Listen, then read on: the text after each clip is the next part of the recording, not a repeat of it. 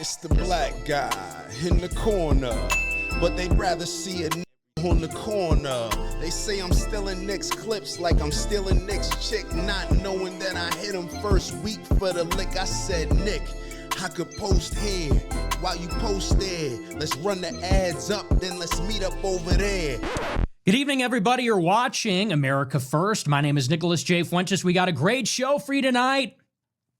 Very excited to be back here with you tonight on Monday, our first show of 2026. We have a lot to talk about tonight, lots to get into. Big show. It's been a minute. It's been a couple of weeks. This might be the longest break I've taken from the show. Well, I think it was actually last year.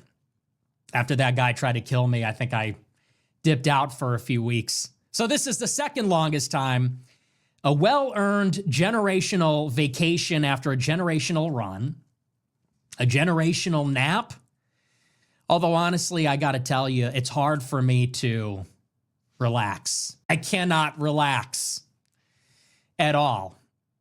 So, I don't know how much good it did me, but we're back. And we got a big show. And our featured story, here's how it's going to work. So much has happened in the past 2 weeks that we have to spread it out a little bit. So we're going to get to everything this week. We're going to get to Iran. We're going to get to the ICE protests and killing, the Somali fraud. We're going to get to Greenland. We're going to get to, it looks like Trump is rebooting the administration a little bit. I think he senses that he's becoming very unpopular. Seems like a flurry of executive orders. We'll get to that too. We're going to get to everything, but we're going to space it out a little bit because I know I've been away for a while. And so tonight, our featured story, we're going to talk all about Venezuela, and I'm going to give you the comprehensive breakdown on what took place and the significance of it, the winners and losers. I'll give you my opinion about it. I think you know at this point, I've been very vocal and opinionated about it. And it's also something that we talked about throughout mostly the latter half of 2025. We all knew that something was coming. We didn't know what, we didn't know how exactly, but we all knew that some kind of military intervention was going to happen. And I was talking about it with Alex Jones every other week, and I talked about it on the show every other week. And like with Iran, we saw the slow and steady buildup of U.S. force, the U.S. force posture in the Caribbean. And sure enough, like always, of course, the week that I go on vacation is the week that it actually happens. And why would it be any other way? I've been doing this show for so long, and I don't really take too much time off. I don't take a lot of long extended breaks. But whenever I do, that's when the world falls apart. And so, like always, literally everything happened in the past 2 weeks when I wasn't doing a show, but I stayed disciplined. I didn't do a show, but now we're back, and I'll give you the whole breakdown. So that's going to be our only news story for tonight. I'm going to spend a considerable amount of time on it. And like I said, we'll talk about everything. We're going to break down the actual operation first, and we'll talk about precisely what took place because there are some important nuances there. And we have to draw a very important distinction about what took place here. This is not an invasion. Arguably, this is not even really a war. And I would say maybe most controversially, I know people are going to not like this, but you don't have to like it. This is the truth. This isn't even, strictly speaking, a regime change. Not technically. And we'll talk about why that is. So we'll discuss what took place, like I said, the operation, because much has been said about the technical miracle that this was, and it really was impressive. We're going to break down some of the things that are being said about this. So what everybody is saying about Venezuela is that this is a war for oil, minerals. We'll go into that. People are saying this is about Israel. It has something to do with Israel. People say this is neoconservatism. We'll talk about that angle too. And then the big one, well, one more thing. We'll get into the pretext or justification for the conflict, which is this spurious claim that Venezuela is a major node in the drug trade into the United States, which is basically flatly not true. And then we'll get to the ultimate argument, which is this is a geopolitical flashpoint in a much wider global conflict, specifically with China. And it is for that reason that I support the operation. Because above all else, the show is called America First. And so our moral world that we live in, our ideological priors, our doctrine, when it comes to foreign policy and the behavior and actions of our government, is that the survival and prosperity of the American people come before everything for our government. That's the intellectual core. That is the moral foundation. That the U.S. government has to do everything in its power, first and foremost, to look out for the survival of the American people, continuity of the American Republic, but also its prosperity, its interests, of which there are many. And they are concrete, and sometimes they involve kinetic action. And so it is from that axiom, rightly understood, that we look at military action in the Caribbean, and people can have differing opinions about this, but when we look at it from that axiom, you can justify that this was a positive, an unequivocal positive for the United States. And I'll make the case to you why that is. So it's going to be a good show. So excited to be back. Much to talk about. Before we get into it, I want to remind you to smash the follow button on Rumble, smash the like button, leave a comment. Let me know what you think about the show. Agree, disagree. Tell me what you think. I don't know if I'll read the comments, to be honest with you.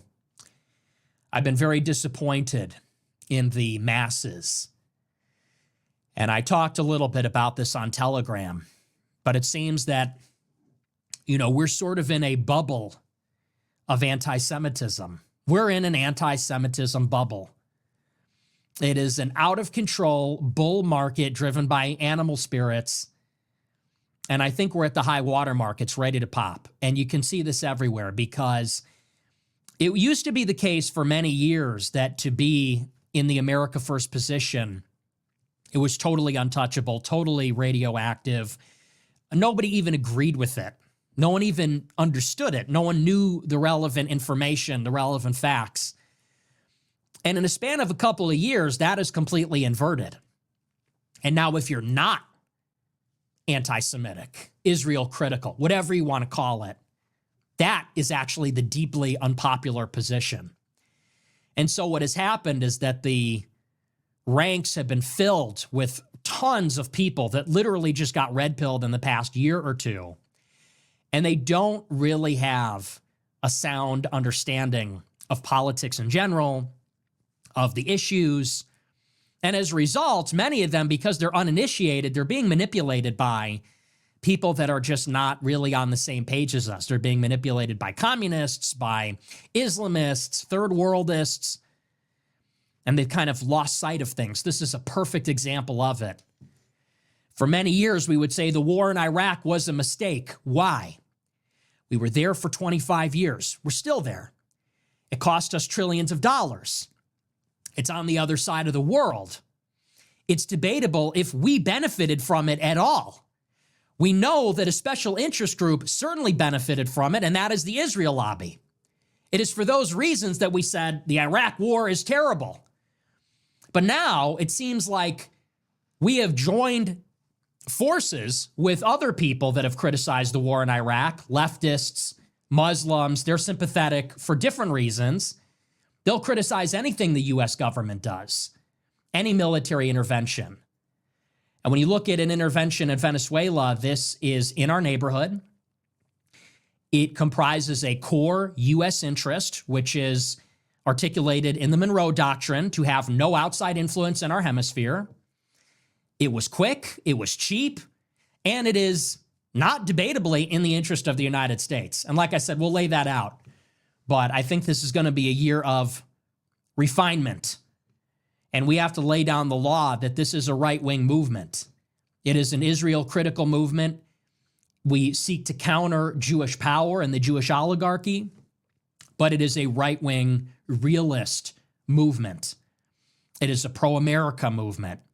It is a movement that is not naive about the nature of the world and the nature of other countries.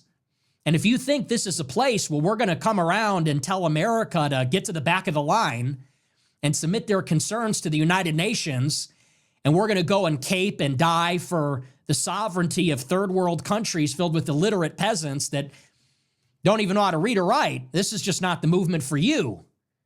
Communists, liberals, leftists, that's down the hall to the left. If you're some kind of America hater from some third world country, if you're from Europe, you hate American power, you're threatened by American power, this is not the movement for you. This is a movement for U.S. citizens. This is a movement for Americans. It's a movement for right-wing Americans that want America to have primacy over the entire planet, as much power, as much abundance, as many resources as possible.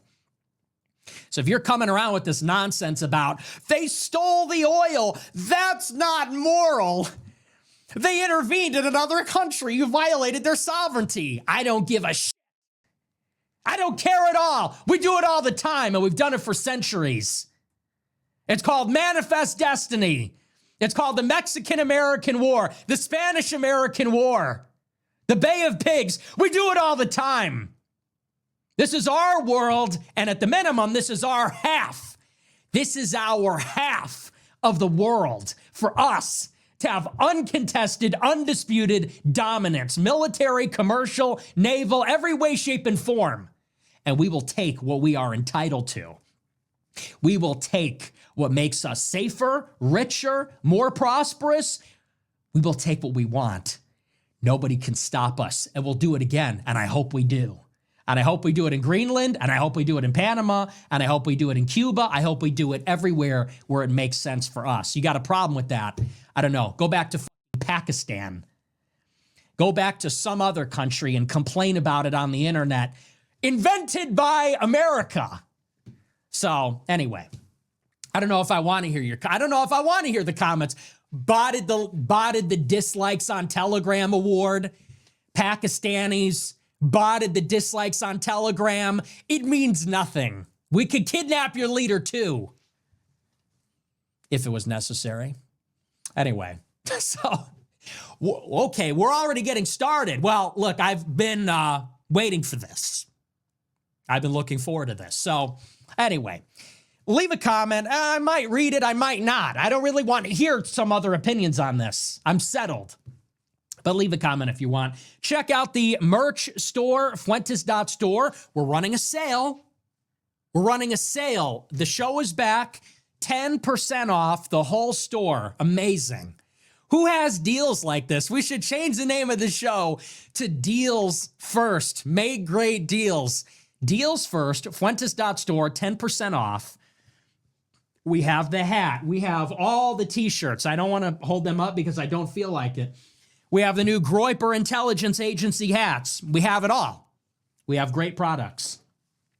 And it's going to be a 2026 is going to be a year of deals and great products.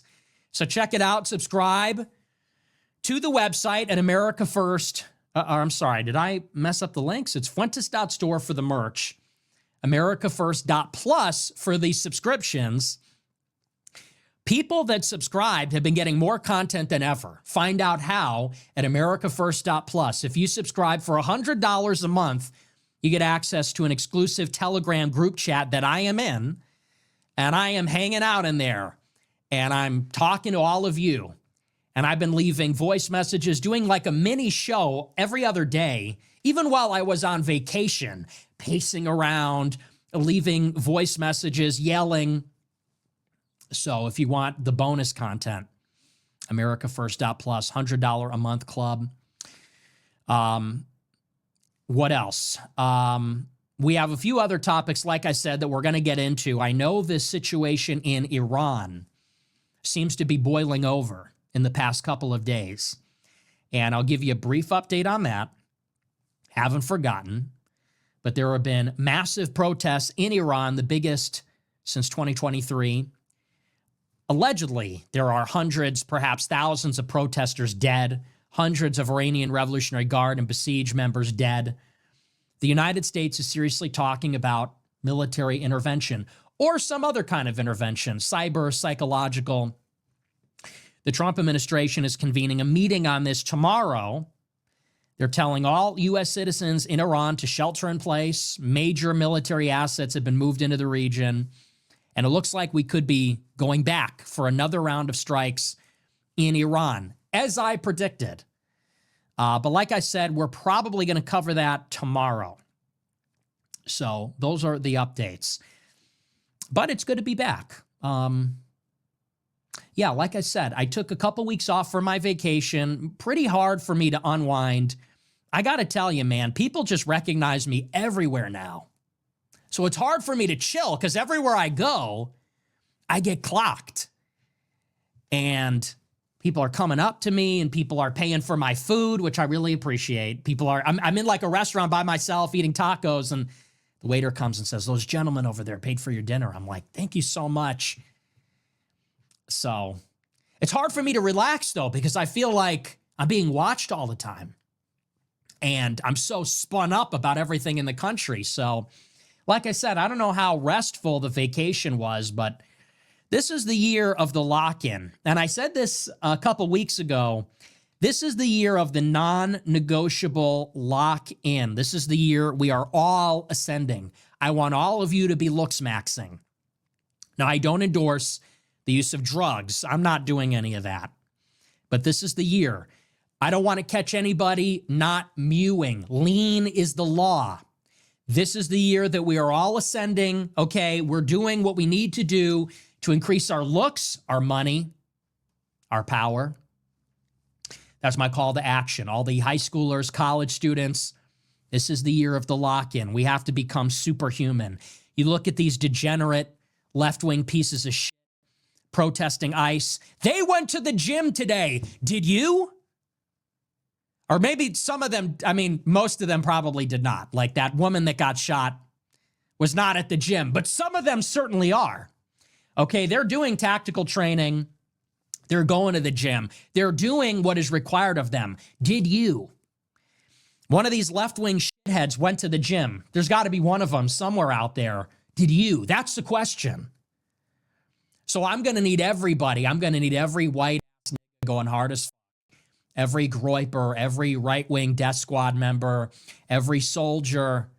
We got to really get serious. Look your best. Get physically fit. Hit the books.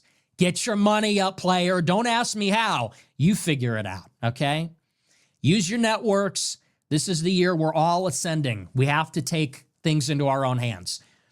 So with that, that's my little 2026 inspirational message. I grew this beard out because I'm punished now. I grew this beard out because this is supposed to show you, like, this is where we are now. It's a whole different world. This beard is supposed to show you how seriously I take this. But anyway, we're going to get into the show. We're going to talk all about Venezuela. So for starters, let's talk about, here we go. This is the comprehensive geopolitical breakdown on Venezuela. Send it to your friends, whoever. This is everything you need to know. I've done a ton of research on this. I've talked about it for months, and now the time has finally arrived. So first, let's actually talk about this operation and what happened. 2 weeks ago, after a major U.S. military buildup in the Caribbean on the coast of Venezuela, finally the United States launched a major airstrike involving over 150 aircraft to take out anti-aircraft systems on the ground in Venezuela. Then, helicopters moved in, U.S. soldiers rappelled down into the fortified compound of the Venezuelan president, Nicolás Maduro. They encountered heavy resistance from Maduro's personal security forces, many of them Cuban intelligence.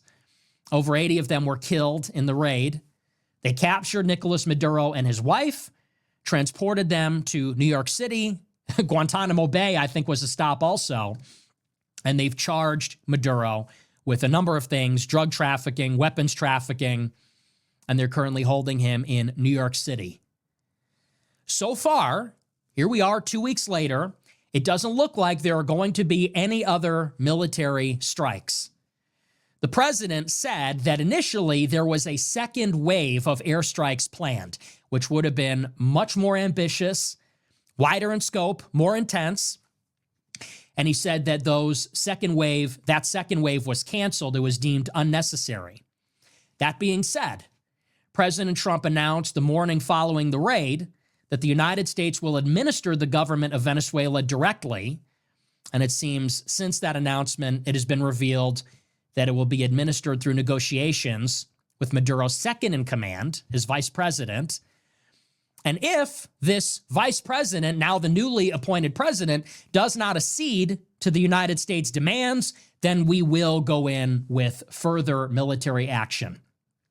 That's where things stand right now. And this is a story from the New York Times about the raid. I'll read it to you.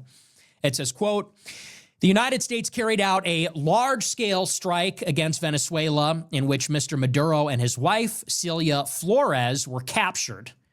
General Dan Cain, otherwise known as Raising Cain, which I'm not making that up, I guess that's his nickname, General Raising Cain's chairman of it's kind of like a weird meme magic, because I had a clip from this show go viral talking about Raising Cane's. Did anybody else catch this synchronicity? And then they do a press conference, and I thought I was tripping, but they said General Raising Cane's is going to tell us more. I was like, did he just say Raising Cane's? Are they watching the show? But I guess that's his nickname. Anyway, General Dan Cain, chairman of the Joint Chief of Staff, said that Mr. Trump ordered the operation late Friday, 2 weeks ago. The mission, which took about 2 hours and 20 minutes, involved 150 aircraft that worked to dismantle Venezuelan air defenses, to clear a path for military helicopters carrying troops to Caracas, the capital city. Nearly 200 special operations forces took part in the raid. U.S. forces encountered significant resistance, said President Trump. At least 80 people were killed, including military personnel and civilians, according to a senior Venezuelan official who spoke on the condition of anonymity to describe preliminary reports. Cuban state media reported that 32 Cubans were killed in the U.S. attack. President Miguel Diaz-Canel of Cuba said they were from Cuba's armed forces or its interior ministry. No Americans were killed. 2 special operations soldiers who were injured in the raid remain hospitalized but are recovering, said the Pentagon. 5 other service members who suffered injuries in the operation have returned to duty. So in the first place, we have to say, can I just say, I take immense pride in this operation as an American, and I really don't understand how you can't. Because this is such a sophisticated, such an ambitious, such an awesome exercise of military force. I really question what kind of person you are if you can't take pride in it just by itself. Forget for a moment about the significance of it, the ramifications, the ideological or moral dimension. Forget about all that for just a second. My first reaction when I saw this, because I woke up in the morning a few hours after it took place, I felt pride as an American because no other country can do this. This is a level of joint operations combining Navy, Air Force, Special Forces. No other country on earth can do anything like this. It's awesome. We parked an aircraft carrier, 20,000 troops off the coast for 6 months. We lit up their boats, lit up their territory, and then like lightning, we went in 2 hours. Air defenses turned off. Internet, literally the lights, the electrical grid turned off. 150 aircraft flying constantly from aircraft carriers to shut down all the radar, drown out all the sound. We go in, we catch him. We literally pulled him out of his bed in his pajamas like a bitch. Do you know how oralist that is? How do you not love that as an American? Because, look, I get some of the arguments against this. You say this is American empire. People say this is unnecessary. This is warmongering, this, that, or the other. At the end of the day, this is a criminal regime. They're literally socialists. People are saying this is a Catholic country. Okay, nominally. But it's a socialist country. It's built on this people's revolution. It's a bunch of corrupt gangsters. The country literally runs on drug trafficking, kidnapping, selling what little oil they can even get out of the ground. It's literally run by brown, criminal, socialist gangsters. And this pissant guy is on TV, I'm talking about Maduro, is saying, come and get me, come and get me. Oh, you're a coward, you'll never do it. Knock, knock, United States of America. We come in literally in the middle of the night, take the covers off the bed, and we pull him and his wife out of the bed in the middle of the night in their pajamas. She's got a black eye. Just punch his wife for good measure. Like a load him up on the helicopter, deliver him to the emperor in a sack. Delivered to Guantanamo Bay and then the Imperial City in a bag for the president of the United States. Kicked, falls out of the bag, looks up. Yeah, that's the president of the world, bro.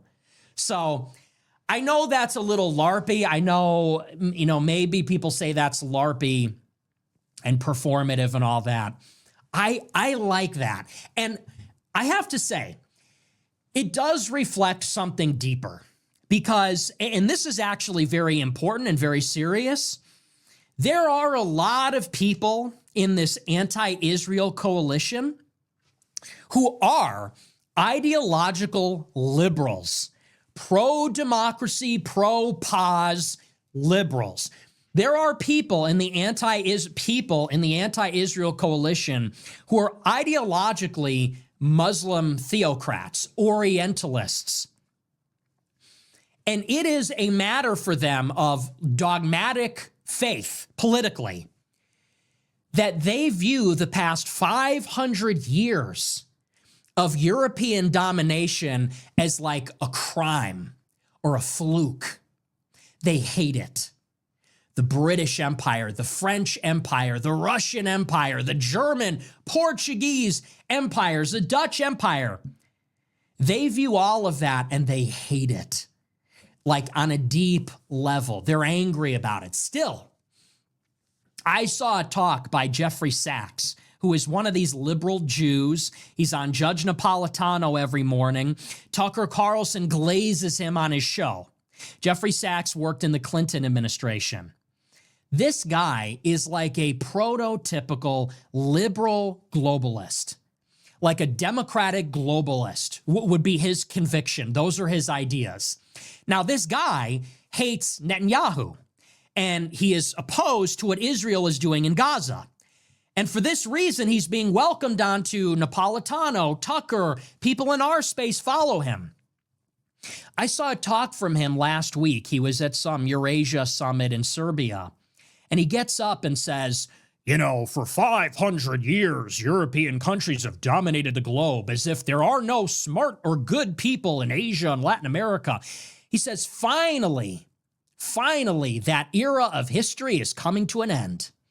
Finally, China and India and Africa and all the peoples of the third world are telling the West, no. And the West is going to have to learn to get along. They're going to have to go to the back of the line and take a number at the United Nations. And this is what a lot of these people believe. And I believe that your reaction to this operation in Venezuela kind of tells you what side you're on from the point of view of identity. One of my favorite heuristics or axioms that I like to say on this show is that we have to learn to take our own side. What does that mean? Who are you? Where were you born? Where were your parents born? What color is your skin? What religion are you? Me? The color of my skin is white. I was born in America. My parents were born in America. 3 out of 4 of my grandparents, their ancestors came from Europe. European domination of the globe is good for me as a Christian, American, mostly European person. why would I want to vilify my own people? Why would I vilify my ancestors? Why would I look at them not as villains, as the villains of history? Why would I celebrate that our power as Europeans, as Americans, as Christians is diminishing relative to other people, relative to people who are born in other countries that are not Christian, that have a different complexion, that have a different clan? Why would I celebrate that? Look at the people that carried out the Delta Force operation in Venezuela. They're all white. Okay? And so I look, there are a lot of these types out there, ideological liberals, socialists, Islamists, and they love to see Western countries, European countries, America, they love to see these countries lose. And they put flags of foreign brown countries in their bio: Burkina Faso, Palestine, Iran, Venezuela. Now, don't get me wrong. I don't want America to make an empire for Israel in the Middle East. I want America to make an empire in the world for us, for me, for my posterity, in the tradition of my ancestors. And when I see that kind of exercise of power by the United States, I'm proud that the country that I pay taxes to, the country with the passport that I have, is able to do these things. It makes me feel proud. It makes me feel safe. It makes me feel good. And I'm glad. And there's a lot of people out there that are seething because they literally just hate to see America have power. And it's not all of them, but it's a lot of them. It's not every single person that didn't like it, but it's a lot of people that didn't like it. They have a reflexive, anti-American, anti-European view because they have an ideological hang-up. They want to see white Christian countries, ostensibly, historically, nominally, they want to see those countries diminished, and they sort of get off on it. I saw people saying they wanted for Venezuela's S-300 and S-400 Russian air defense systems to shoot down American jets. Like, they were giddy about this, gleeful. They said, oh, America's not ready. When we go in, they're going to encounter Venezuelan resistance. They're going to get fed into a meat grinder, guerrilla warfare from who? From socialist brown thugs? And you want that to happen? Why? Because Trump didn't ask Ilhan Omar for permission? Because he didn't go to the United Nations and beg Burundi and the Central African Republic? And I think there's something borderline treasonous about that. I think it's anti-American. It's one thing to say this is an operation that isn't in America's interest. Fine. It's one thing to say there are some concerns about the exercise of executive power, like whatever. But if your instinctual first response is not to take pride in America's capabilities, we were able to pull this off. I just don't really know what kind of person you are. It's kind of epic. I like it. It makes me feel good. I like that America's winning. I like that America's an empire. I like when we do these things. We show the world that we're decisive and bold, capable of swift action. I like it. And so anyway, that is the operation, okay? And we all know what happened at this point. So Trump kidnaps Maduro. Now the question is, to what end? Why did this happen? Who benefits is always the next question. Who loses? And much has been said about why we did this. Let's start first and foremost with the United States government. So like any kinetic action, like any military intervention, any war, the U.S. government gave a pretext, a justification for why we carried out this action. And it's the same justification as all the other operations against Venezuela, the attacks on these alleged drug trafficking dinghies in the Caribbean waters off the coast of Venezuela, for the apparently the only ground strike against a port in Venezuela, which apparently was trafficking cocaine. The pretext for this entire operation in Venezuela, which goes back many months at this point, is all about drug trafficking. You might remember this from about a year ago. Trump gets in and says that the new problem in Latin America and the Caribbean is what he calls narco-terrorism, that these Latin American countries traffic drugs like fentanyl and cocaine and other things into the United States, and our ports across the border. And he takes it a step further. He says this constitutes an act of terrorism. And specifically, he's talking about fentanyl. Why? Because theoretically, you could say that because fentanyl is so deadly at such small doses that it resembles something like a biological or chemical weapon.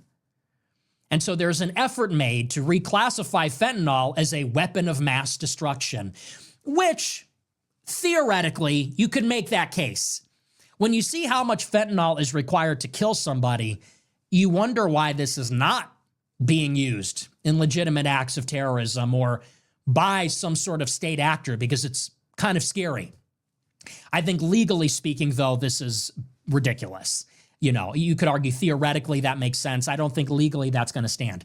But this is the argument. They say that these countries are trafficking drugs into the United States. It is killing tens of thousands of people. The types of drugs are so deadly and dangerous. This constitutes a form of terrorism. This is the pretext to authorize U.S. military force anywhere in the Western Hemisphere. There's been talk about strikes in Mexico, strikes in Colombia, in Venezuela, elsewhere. And they're saying that we get to do this because they're terrorists trafficking drugs into the country. And that's why they bombed the ships. That's why they bombed that port. That's why they kidnapped Maduro. And those are the charges that were brought against him. Now, speaking on this, a lot of people have pointed out that this is basically a phony pretext, that this entire operation and all of the airstrikes which preceded it are a phony pretext to legitimize something the government was already going to do for other reasons. Why? Well, let's start with the fact that Venezuela does not really traffic fentanyl into the United States. The fentanyl is made in China. It's trafficked into the United States through Mexico, almost all of it. So there is no Venezuela fentanyl problem.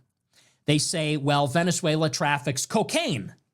And that is true. Venezuela is a somewhat major node in the international trafficking of cocaine, but Venezuela traffics almost all the cocaine that is produced or held in their territory in the West to Europe.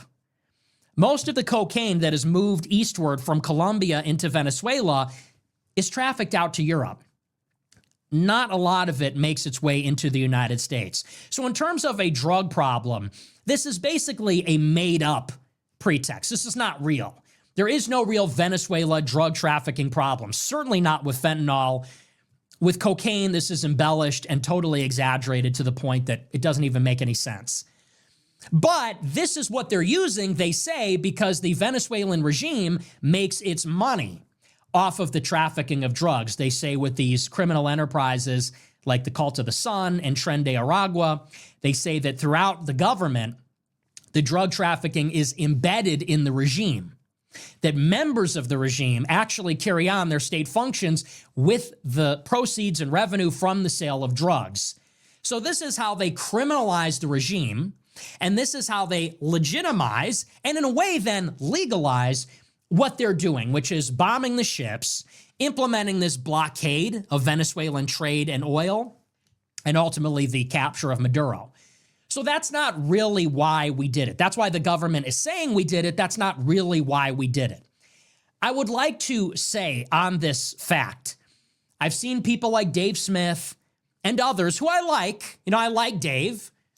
He is a libertarian, for what it's worth. They have said that this makes it an illegal war. And they're mad. They're saying, we were sold this intervention with a lie.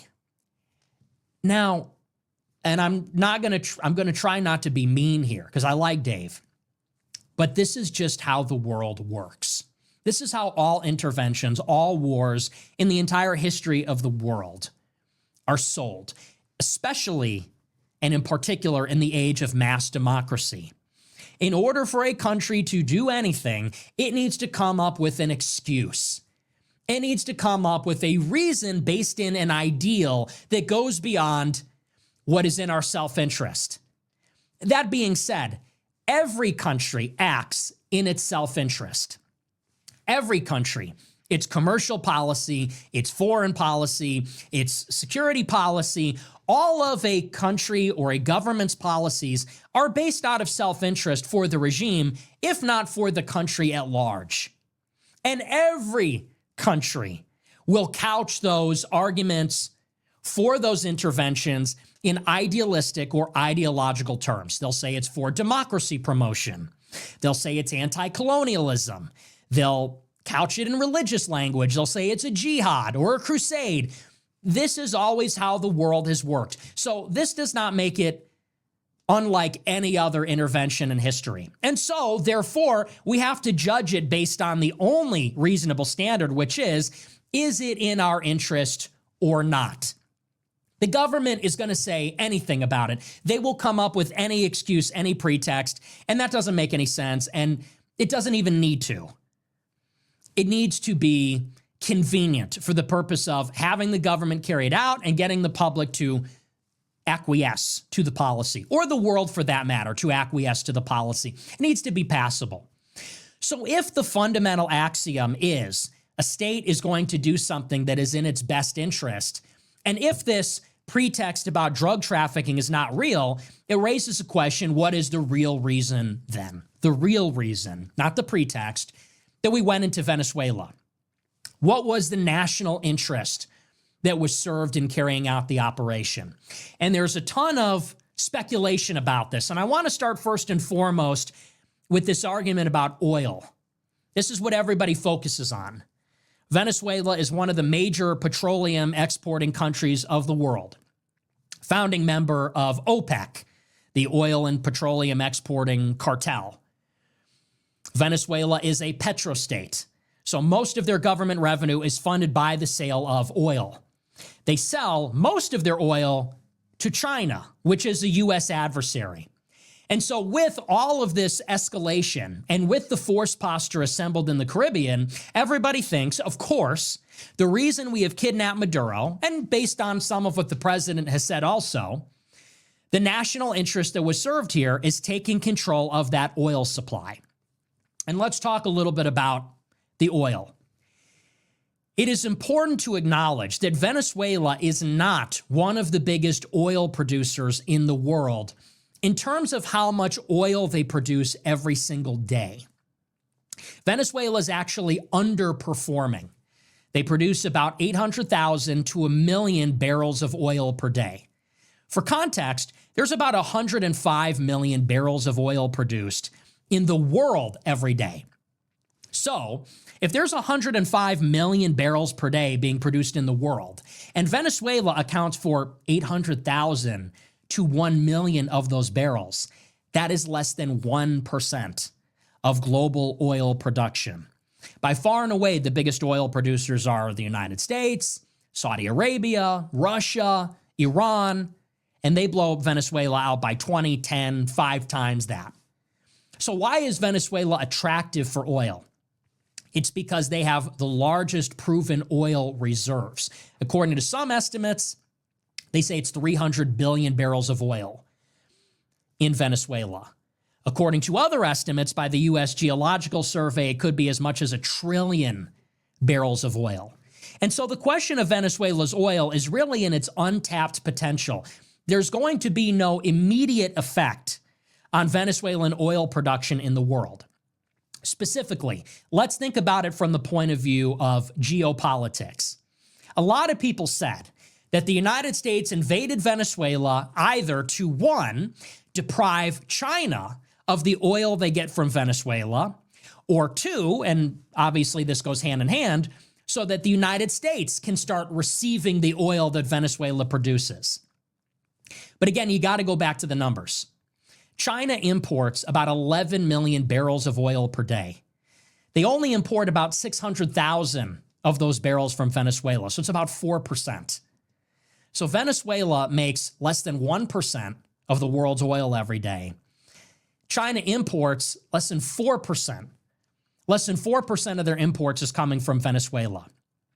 So if the goal of the United States in taking Venezuela's leader and seizing control of the oil fields, if the goal was to have some immediate effect on either the global price of oil or on the supply of oil to China, this is going to have a negligible impact. Let's talk about on the side of the United States. The United States could always import Venezuelan oil, and we always have. The United States will sanction Venezuelan oil at will. Sometimes we buy it, sometimes we don't. And that's based on our political posture towards Venezuela, whether we're more aggressive or not. Under the first Trump administration, we put heavy sanctions on Venezuela's oil in 2019. We wouldn't buy it. When Biden got elected, he gave Venezuela a waiver from the sanctions, and we started importing it. So we could always have access to Venezuela's oil, and they would have been happy to sell it to us. Last year, our special envoy to Venezuela, Rick Grinnell, actually negotiated a deal where they would sell us their oil. They would give us even their critical mineral mines, their gold mines. We could make money from their existing mines, and we would be able to take advantage of future prospects if we did a proper survey and found out the true mineral wealth of the country. So the real question about Venezuela's oil, it is not about whether we have access to it. It's not a question of whether we're depriving China of a particularly important source of oil. They'll just get more from Russia or other countries. It's not a question of putting downward pressure on global oil prices to hurt countries like Russia. So people say, the real reason we took over Venezuela is that future potential. What is the situation in Venezuela? It hasn't always been the case that they produced only 800,000 to 1 million barrels per day. Back in the 1990s, they produced 3.5 million barrels per day. But the reason it's gone down over the past 25 years is because of mismanagement, corruption. They don't service their existing oil wells. They don't do what is necessary to maintain the infrastructure. So at one time, they were producing 3.5 million barrels per day. They thought they might produce over 6 million barrels per day. And there's that, number again, 270, but at one time, 3.5 million, and they thought they could go up to 6 million. Now they're down to 800,000. So the corollary to all of this, people say, well, the United States is going to bring back American oil companies like ExxonMobil and ConocoPhillips, and U.S. oil companies are going to invest billions of dollars to service the infrastructure and build new infrastructure. And if we could jack up Venezuela's oil production to 3 million barrels per day or 6 million barrels per day, then this is going to be a huge source of energy for the United States. That being said, the timeline to take advantage of the resources is many, many years. It's an open-ended question if that is going to happen at all. Trump convened a meeting of oil executives this past week, and they all said that at this point in time, they will not be investing billions of dollars in Venezuela. And the reason being is because there's a very bad environment in the country for enforcing or arbitrating contracts. If there's a dispute between the Venezuelan state and an American oil company, the American oil company has no recourse. They cannot enforce existing contracts. International arbitration has no power. And so what has happened a couple of times in the past few decades is the Venezuelan state will expropriate the assets of American oil companies without reimbursing them. And so these oil companies are not about to go in with their personnel, who they're putting at risk in terms of their safety and security, and they're not going to pour billions of dollars in if there's no guarantee that in the next administration or in 10 years, they're going to be able to see a return on investment. And that would be guaranteed by robust contract enforcement, international arbitration. There would actually have to be policy changes. None of that is guaranteed. It might be worked out in the future. Even if you're able to create an environment where contracts can be enforced, where there's international arbitration, the timeline to service or increase the infrastructure in Venezuela is years. And so there have been estimates done on this. There is one American oil company in Venezuela, Chevron. If this company gets some kind of investment, maybe they get a short-term guarantee, they say that on the early end, you're talking about in a year, 2 years, maybe Venezuela gets up to 1.5 million barrels per day. So we go up by 50%. You get up another 500,000 barrels per day, 5 to 700,000 barrels per day, depending on the estimate for how much they make now. And again, this is not a significant amount of oil production to affect the global price of oil. It's not a significant amount of oil for the United States. The only relevant strategic factor with the oil, there's two things. It's about what kind of oil Venezuela's making and where the oil's going, not with regard to China. So first and foremost, the kind of oil in Venezuela is what they call heavy sour crude oil compared to light or sweet crude oil. That talks about the chemistry of oil. Heavy and light refers to how viscous and thick it is. Sweet and sour refers to how much sulfur is in the oil. Why does this matter? It takes a different kind of infrastructure to process and refine heavy and sour oil versus light and sweet oil. The United States imports heavy and sour oil from Canada, from Mexico, and from Venezuela. In the 1990s, U.S. oil companies built a ton of refining infrastructure in the Gulf of Mexico, in Texas and Louisiana, 18 refineries, because they anticipated that they would be getting this heavy sour oil from Mexico and from Venezuela. Mexico was making tons of oil. Venezuela was making tons of oil. And so they made this bet that in perpetuity, the United States would be getting its oil from these countries. It would be this particular kind of oil, and that requires this infrastructure to process and refine this oil, and it's a very intensive process. What happens in the mid-2000s is that many of Mexico's oil wells run dry, and the amount of oil they produce actually goes down considerably. The same thing happens in Venezuela. So what happens to all these refineries in the Gulf of Mexico that were built up, cost billions of dollars, took many years? This is a major capital investment. What do you do if there is a supply crunch? You're just not getting the oil from these countries that you anticipated. Canada comes in, and Canada increases their oil production and starts exporting it to the United States. And now the United States imports about 60% of its oil from Canada, because this is the heavy sour crude that we need in Texas and Louisiana, that it is efficient for this infrastructure to refine. And we actually take the light sweet crude that we get from the oil sands through fracking, and we export that to other countries that have the appropriate infrastructure for that. So if Venezuela increases the amount of oil production from 800,000 to 1.5 million barrels per day, this is not going to affect global oil prices. It's not going to be a major issue for China. They'll just get more oil from Russia. But that slight increase, and then maybe projected future increase, it is going to affect Canada. Canada actually becomes one of the biggest losers.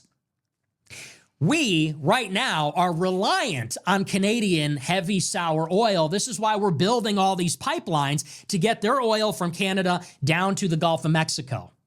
But it is cheaper to transport oil from Venezuela on a ship from Venezuela to Mexico to a port than it is to bring it down from a pipeline. So what does that mean? It means that we're going to prefer Venezuelan oil. It's cheaper per barrel to transport. That means that that puts downward pressure on the price of oil that we buy from Canada. So the idea that Canada has leverage over our economy because of the kind of oil they make, this might hurt them in the short and intermediate term. So that's the first country that gets affected in terms of oil. The second country is Cuba. Cuba needs about 100,000 barrels of oil per day. They get 30,000 barrels from Venezuela, and they get it almost for free. And they get it because Venezuela and Cuba are ideological and political allies. Cuba is a communist country. Venezuela is a socialist country. And so for decades, there has been a transfer between these two countries. Cuba provides human capital like doctors, intelligence agents, other things. Venezuela gives them free or discounted oil. one of Trump's first demands of the new Venezuelan regime is that they stop sending oil to Cuba, and Trump has implemented a blockade of Venezuelan oil. So that is going to put immediate pressure on Cuba. Regardless of how much oil Venezuela makes, whether it gets to China, and that's an open-ended question, how much of it goes to the United States, how much more they might make, these are all questions for a later date. But as of right now, like today and in the near term, Cuba is deprived of about a third of its oil imports. And this speaks to, as I said earlier last year, the real geopolitical ambition in Venezuela is so much more broad than people believe. People are looking in a very narrow way at the Venezuelan regime, at Maduro, and they're saying, well, what about Maduro? And what about Venezuela from a geostrategic point of view? And what about their oil production? And they're looking at it strictly, only narrowly at this one country. But this is ignoring that the Trump administration has a much more ambitious endgame in the Caribbean and in the Western Hemisphere at large. Talk about the Western Hemisphere a little bit later, but in the first place, you have one of the most powerful secretaries of state in the modern American era right now with Marco Rubio. Marco Rubio is the Secretary of State, and as of spring 2025, he is also the National Security Advisor and leads the National Security Council. Mike Waltz from Florida was appointed to that position. He was dismissed. Rubio was appointed as an acting National Security Advisor and replaced him. So Rubio is a very powerful Secretary of State. As some of you might know, Marco Rubio is from the state of Florida. He is a Cuban American. His parents are Cuban refugees. Technically, they fled the U.S.-backed government of Cuba, not the communists, which is kind of funny. Nevertheless, he's a Cuban refugee. He has very strong feelings about the Cuban regime. And you can imagine that it is his personal ambition that the Cuban regime gets overthrown. And so attacking Venezuela was never just about Venezuela. It was also always about Cuba and Nicaragua. It was about Venezuela's socialist allies in the Caribbean and in Central America that are dependent on Venezuela's oil. And so this is like a reverse domino theory. If you take down Venezuela, then you can carry that over to Cuba for a variety of reasons. One, because there's pressure from energy. Two, there's a ripple effect of kidnapping the leader.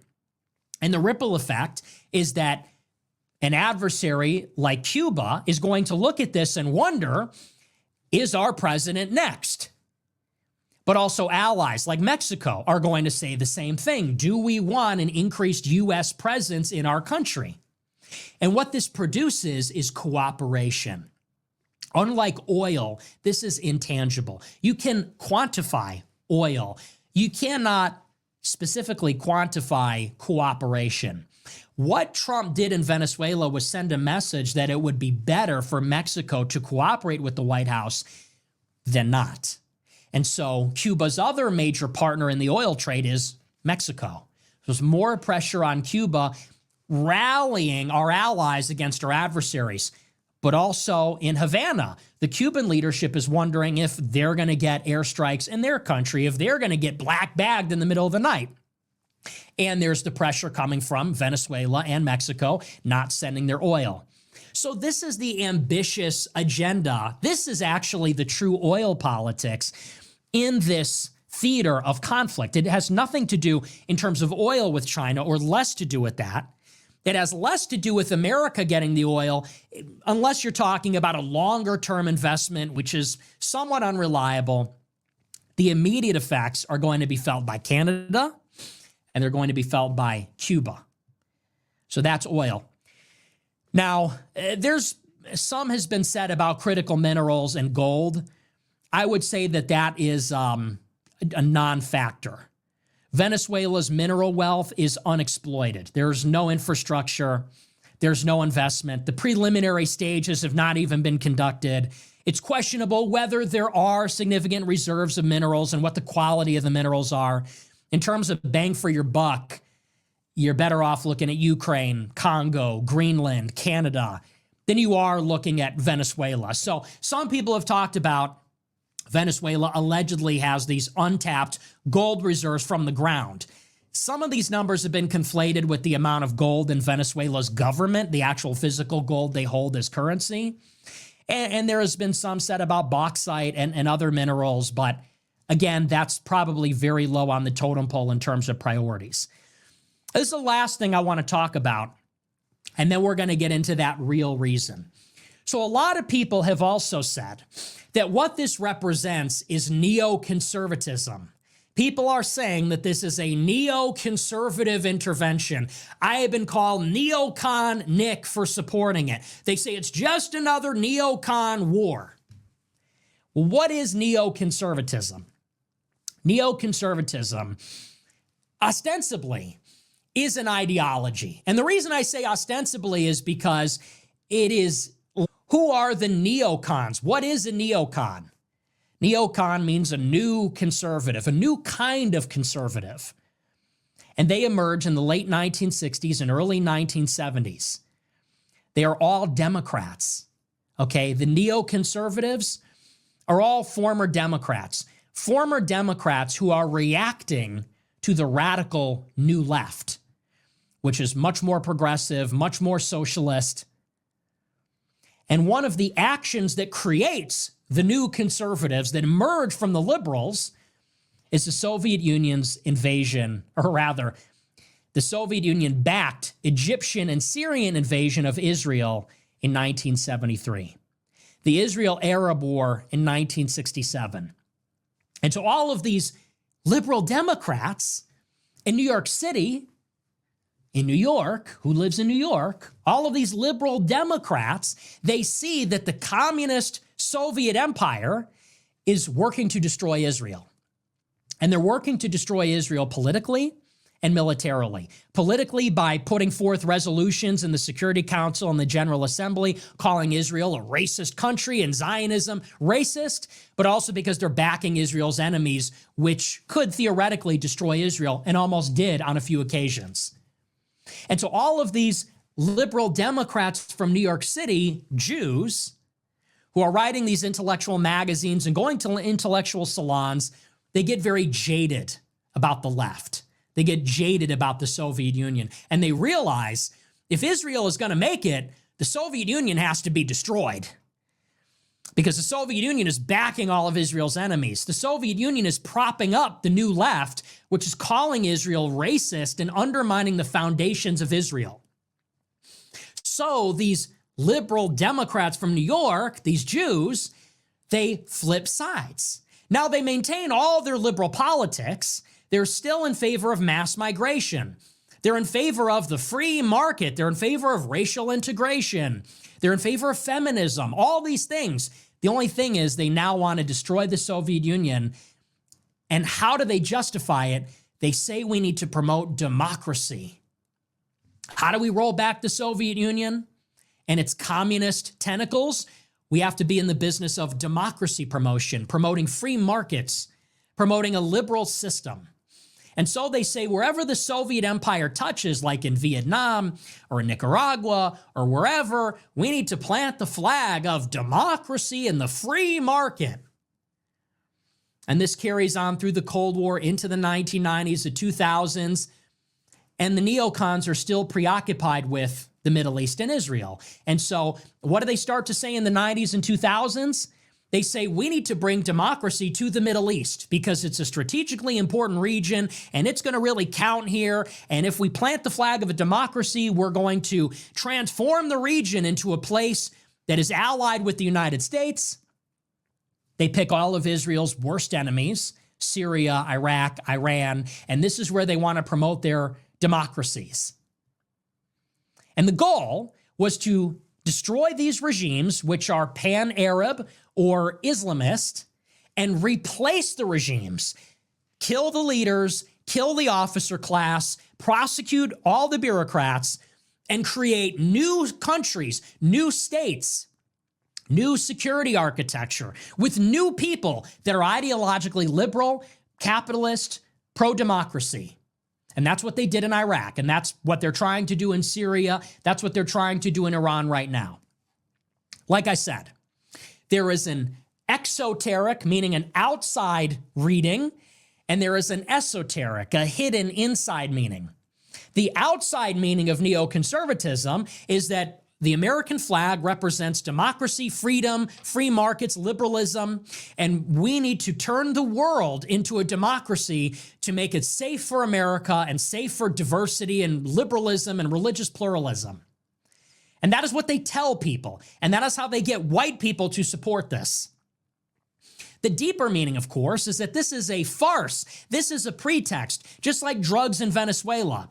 It's not really about democracy promotion. We work with Saudi Arabia. The neocons work with Saudi Arabia, which is an Islamic theocracy. The neocons work with the current regime in Syria, which is run by Al-Qaeda, and it is going to be an Islamist state. It's like the Taliban. So they don't really mean that, and they don't really care about democracy or free markets or liberalism. The real reason they're saying this is to justify U.S. interventions that are important to Israel. And those are the ones that we've been fighting near Israel's borders for 25, 30 years. Iraq, most notably, but also all the other theaters you now know about. So, question, is Venezuela a neoconservative intervention? Well, let's talk about it. So what did we do in Venezuela?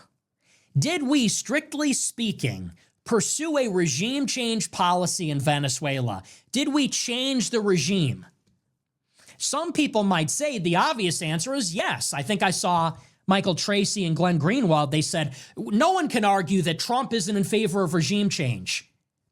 But did we change the regime? What is a regime? What is the regime in Venezuela? The regime in Venezuela is called Chavista. That's the style and the form of the regime that was brought to power by Hugo Chavez when he was elected in '98 and with the Bolivarian Revolution in Venezuela. It's a socialist, gangsterish, cult of personality based on redistribution, using their oil wealth to pay for social services. What else is the regime? It is not only the president, but it is their civilian leadership, and it is the military leadership. It is the security forces. It is, for example, the very powerful defense minister and interior minister.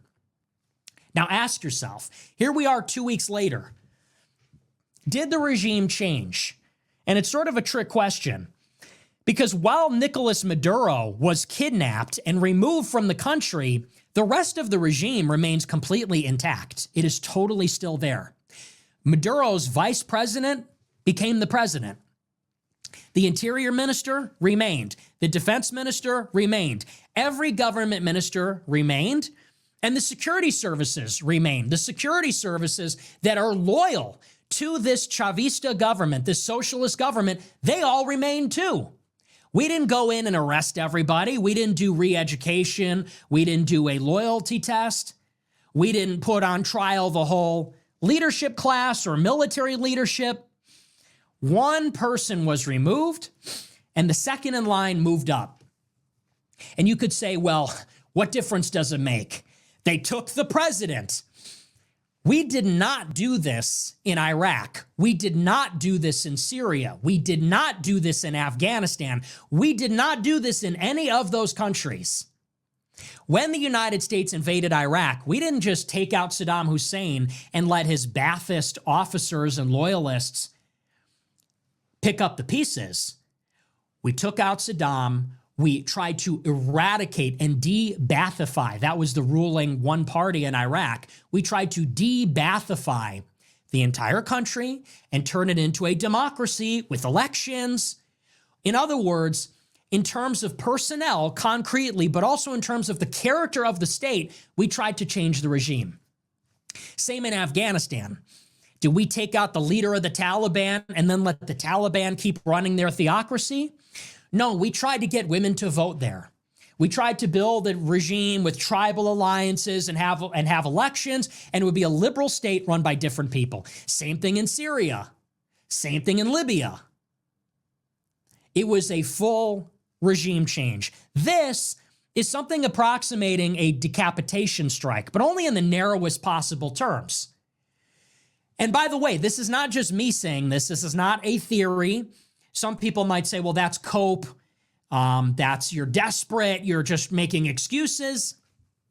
The actual neoconservatives who are still around, they say exactly the same thing. Bret Stephens, the Jewish columnist at the New York Times, who trained Barry Weiss. He comes from the Jerusalem Post. He is one of the most well-known, prominent neoconservatives in American public life. This is what he had to say about it. He said, quote, "There are good reasons to celebrate the downfall of the tyrant Maduro, as so many Venezuelan exiles did when they heard the news Saturday morning. Not among those reasons, an America that seizes Venezuela's oil assets while keeping what is left of Maduro's odious regime in place. Whether failing to remove the regime is a possibly disastrous oversight or part of a yet-to-be-revealed plan, the administration will have to figure out how to get rid of it for good in favor of a legitimate, stable, democratically elected government. And it will have to offer Americans and the rest of the world an explanation for why it did so." So this is one of the leading neocons. Yes, he is a Jew. You don't have to check the early life. He comes from the Jerusalem Post. He was at the Murdoch-controlled Wall Street Journal. He is the mentor of Barry Weiss. He is a columnist at the New York Times, the paper of record of the United States. And he wrote the day after the operation, he said, well, there's some reasons to be happy, but I'm not going to be happy until it's regime change and we get a stable, democratically elected government. And until that happens, you need to explain why you didn't. So they don't think it's, the neocons don't consider it regime change because it isn't. Here's another one. This is Elliot Abrams. Elliot Abrams is he's a legend of the neocons, another Jew, a Straussian, worked in the Reagan administration, the Bush administration, the Trump administration in the first term. Elliot Abrams is one of the architects of Clean Break, the war in Iraq. Elliot Abrams was interviewed by Ross Douthat at the New York Times, and this is what he said. He said, quote, "I was arguing for a policy of regime change. We don't have that policy. The regime is still in place in Caracas fully. And the front man, Delcy Rodriguez, is being accepted by the United States. She is surrounded by indicted drug trafficking criminals who are still in place. So I would like to hear more from the administration about how we move from this moment to democracy in Venezuela. We've heard the word elections from the president, from the Secretary of State, but we've heard nothing about how and why they think this bunch of criminals is going to commit suicide by leading to a democratic transition."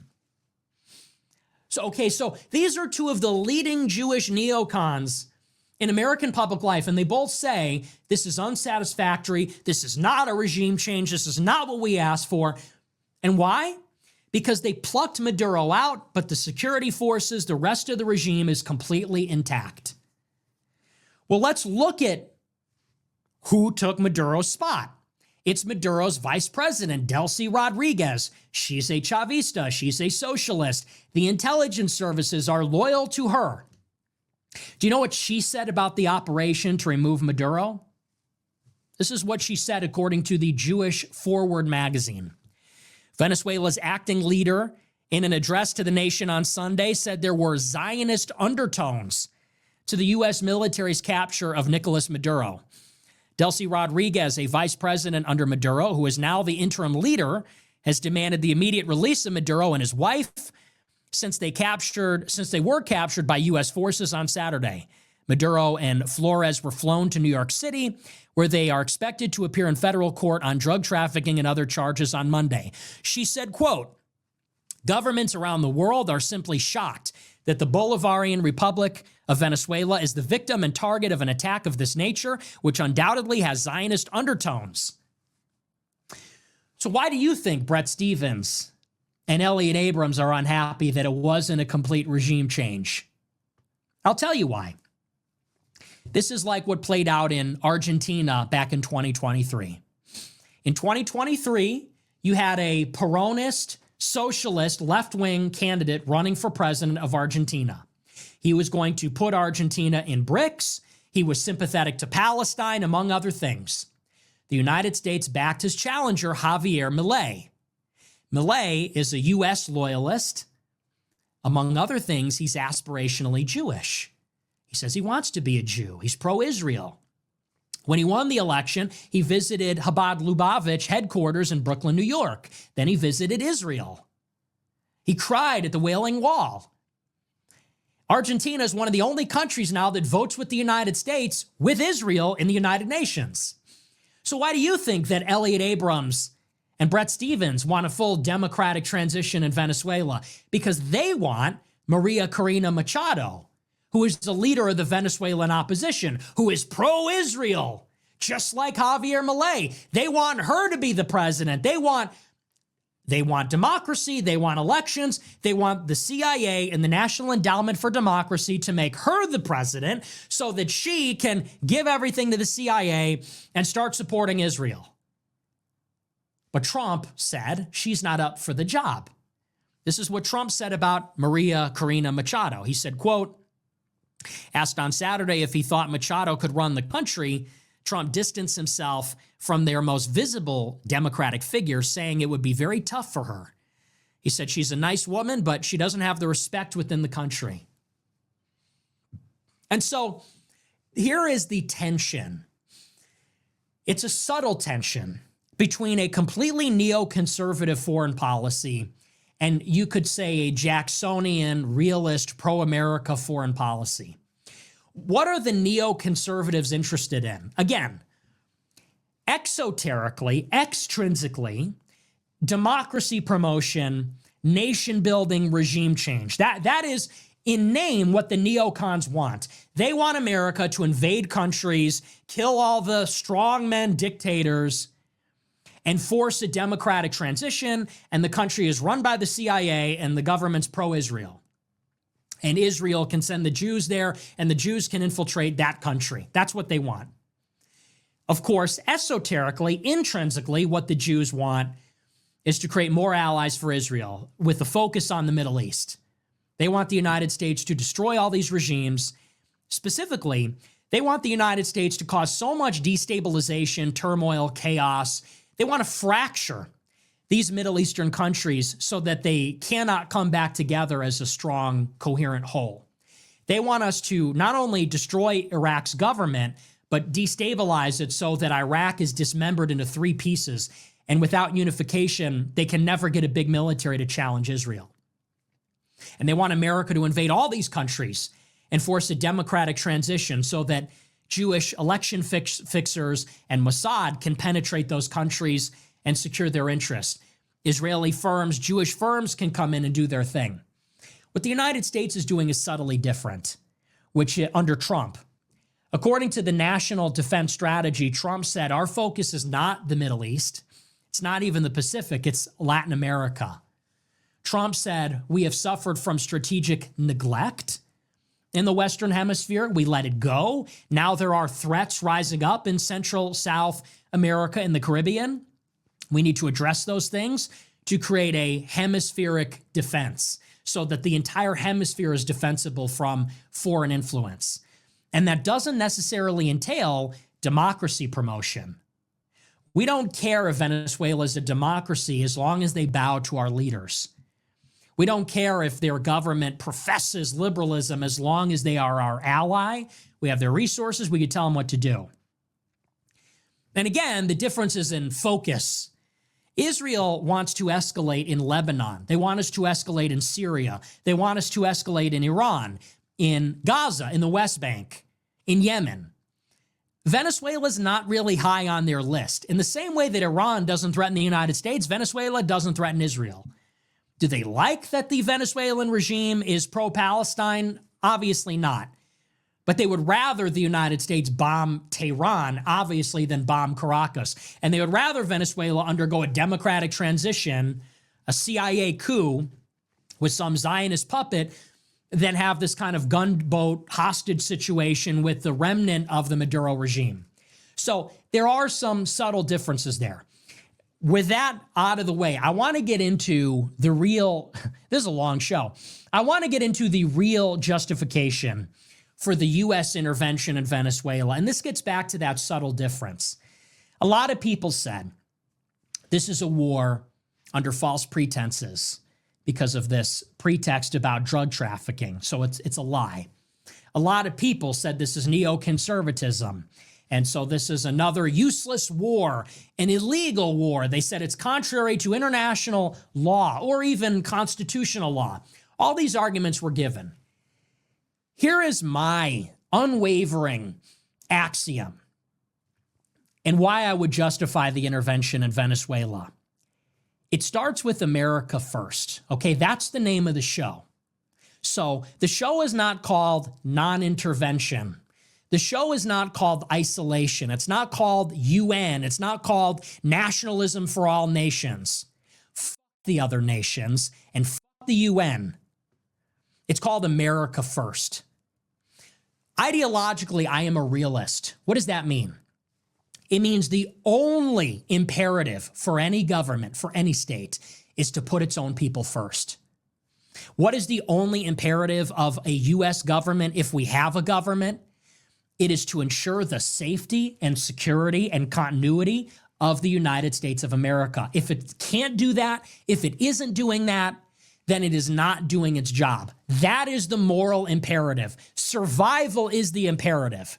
Because if a nation doesn't survive, well, then it cannot do anything else. Just like a human being. My imperative as a human being is survival. I need to eat. I need to drink water. I need to defend myself if I'm under attack. I need to secure myself. And it goes beyond. If someone is pointing a gun at me, I shoot them first. We have houses with locks on our doors. We have situational awareness. We take precautions. Because as long as there are other people that we share the world with, they threaten us by their very existence. As long as there are other individuals that want the things that we want, whether it's resources, whatever, they want more, we want more, it creates a security dilemma. As long as I am a man and there's another man and we go to embrace and shake hands, I'm worried he's got a rock behind his back. I'm worried that he's got a weapon behind his back. If another man has a weapon, I need a weapon. If I think he might have a weapon, he might be able to kill me. And if he can, he might, because he's thinking the same thing. And he thinks it might be safer to go and kill me first on the offhand chance that I'm plotting to kill him than to wait and take the chance. This is called a security dilemma. And so as long as there are governments, as long as there are states, they are in a ceaseless security dilemma. They're in a ceaseless calculation about how to secure their survival. And a nation is more complex than a person. A nation needs a lot of things. It needs an idea to keep all of the people together. A nation needs resources. For a complex modern economy, it needs energy, it needs food, it needs certain minerals. It needs a lot of things. And so what is involved in U.S. foreign policy and military policy is the first question: is this in favor of the continuity and survival of the American nation? And it gets to be quite convoluted. We are a great power. We exist on the world stage among other countries that would like to be world powers. They want to be world powers because they want to be optimally secure. They want to be in the position of advantage. They are working to secure resources, territory. They want to have that primacy, that comfort of knowing that if it came down to it, they could win a conflict. And so, like I said, it gets to be quite convoluted. A lot of people like to say, well, America's a republic. If we're not attacked, then we shouldn't go and fight anybody. Well, America has interests pursuant to its survival that go beyond whether we're directly attacked.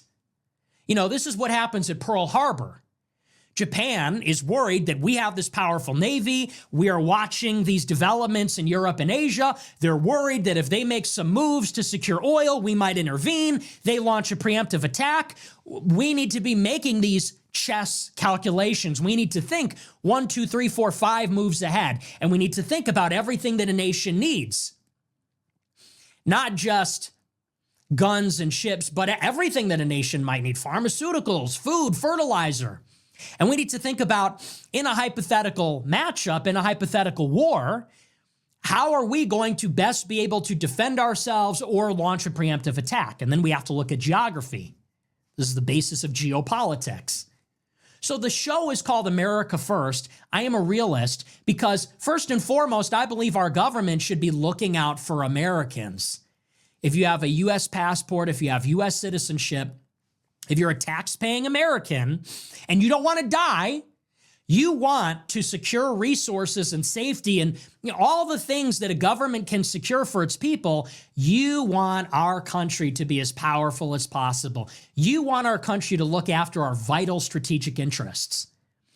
And so under that premise, I believe that yes, sometimes war is justified. Yes, interventions, some small, all the way up to a total war, are necessary. It is necessary to have nuclear weapons. It is necessary to have a giant military bases. It is necessary to have these things, actually. I'm in favor of those things as long as they are for survival, continuity, preservation of Americans.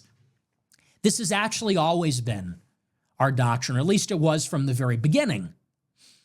And when our founders set up the government, they took note of this. They acknowledged that our greatest asset as a fledgling republic, long before we industrialized, before we had a navy, before we had an army, before we were any kind of a power, forget about a global power, before we were even a regional power, a local power, the founding fathers knew that our great strategic asset is that we are protected by the oceans. We don't have to concern ourselves with what is happening in Europe or Asia, Russia, the concert of powers in Europe, Napoleon, because they're never going to come all the way over here and invade us. And if they do, we have an advantage. They have to cross an ocean, and that involves logistics and resupply, and it's a difficult journey. We're right here. And so the founding fathers said, we should not go out into the world looking for monsters to destroy. We don't need to. We're blessed by the geography. We don't need to actually concern ourselves with the great power conflicts that are happening over there and the intrigue and the diplomacy and sometimes the wars. And they said we should not pursue these types of alliances where we get entangled in them and we're committed permanently to other countries. Why would we? We're safe, so we should be flexible. Shortly after the country comes into existence, you get the promulgation of what is called the Monroe Doctrine by James Monroe, written by his personnel, John Quincy Adams. And this is delivered at the State of the Union. And I'll read it to you. This is in 1823. President James Monroe says, quote, "The occasion has been judged proper for asserting as a principle in which the rights and interests of the United States are involved, that the American continents, by free and independent condition, which they have assumed and maintain, are henceforth not to be considered as subjects for future colonization by any European powers." This goes back literally 200 years. You might have heard of it, the Monroe Doctrine, written by John Quincy Adams, stated by President James Monroe. He says, no European countries can colonize the Americas. And by the way, this is said when America does not even have the ability to enforce it. At this time, the United States is not any kind of military power. And look at the territory of the United States at this point. This is before the Mexican Cession. This is before a lot of the territorial gains. We don't have a navy. We don't have an army. We can't enforce this against Spain, against France, against the United Kingdom, against Russia. But it's a statement of principles. It's aspirational. It says that it's in our best interest that these European countries don't colonize the Americas. That's the only thing that can threaten us. Well, after the Civil War, the United States industrializes. After the Civil War, we lay down the railroad, we build factories, and we build a navy. Our industrial might translates to wealth. Our productive capacity leads to wealth. Wealth leads to military power, specifically naval power. And suddenly we have the ability to enforce the Monroe Doctrine. And then we revise it. And so the Secretary of State, Richard Olney, for the President Grover Cleveland in 1895, modifies the Monroe Doctrine. They called this the Olney interpretation, the Olney, O-L-N-E-Y. This is the corollary to the Monroe Doctrine. Now that we have a Navy, and now that we could actually do something, this is what he says. He reinterprets it. At the turn of the last century, he says, quote, "Today the United States is practically sovereign on this continent, and its fiat, its decree, is law upon the subjects to which it confines its interposition. Why? It is not because of the pure friendship or goodwill felt for it. It is not simply by reason of its high character as a civilized state, nor because wisdom, justice, and equity are the invariable characteristics of the dealings of the United States. It is because, in addition to all other grounds, its infinite resources combined with its isolated position render it master of the situation and practically invulnerable as against any or all other powers." So what he's saying is, we can do whatever we want. We are the most powerful country. We have infinite wealth. We're protected by the oceans. Nobody can challenge us. And so it is a matter of fact that what we say goes, because who can tell us otherwise? And this is then the basis for the Spanish-American War, where we fight to take Cuba from Spain, and we take the Philippines and Puerto Rico. And this is then the basis with the Roosevelt Quarterly to intervene in all the banana republics in the Caribbean. And then this is the basis for the Truman Doctrine in the 40s and 50s to intervene in Central and Latin America against communist dictatorships. I will add, and this is sort of an interesting note, where does the phrase America First come from? Well, maybe its first historical iteration is the America First Committee, which formed up in the interwar period shortly before the United States entered World War II. And the America First Committee was a broad coalition. There were liberals, communists, leftists, but there were also fascists, rightists, German-American Bund. Lots of different people came together in the America First Committee to oppose U.S. entry into World War II, specifically the war in Europe, but also the war in the Pacific.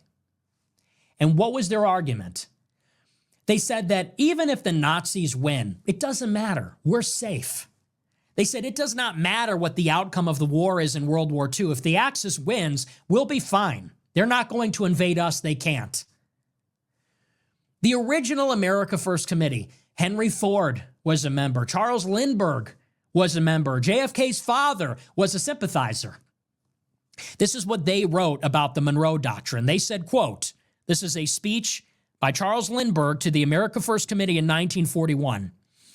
He said, "There is a policy open to this nation that will lead to success, a policy that leaves us free to follow our own way of life, develop our own civilization.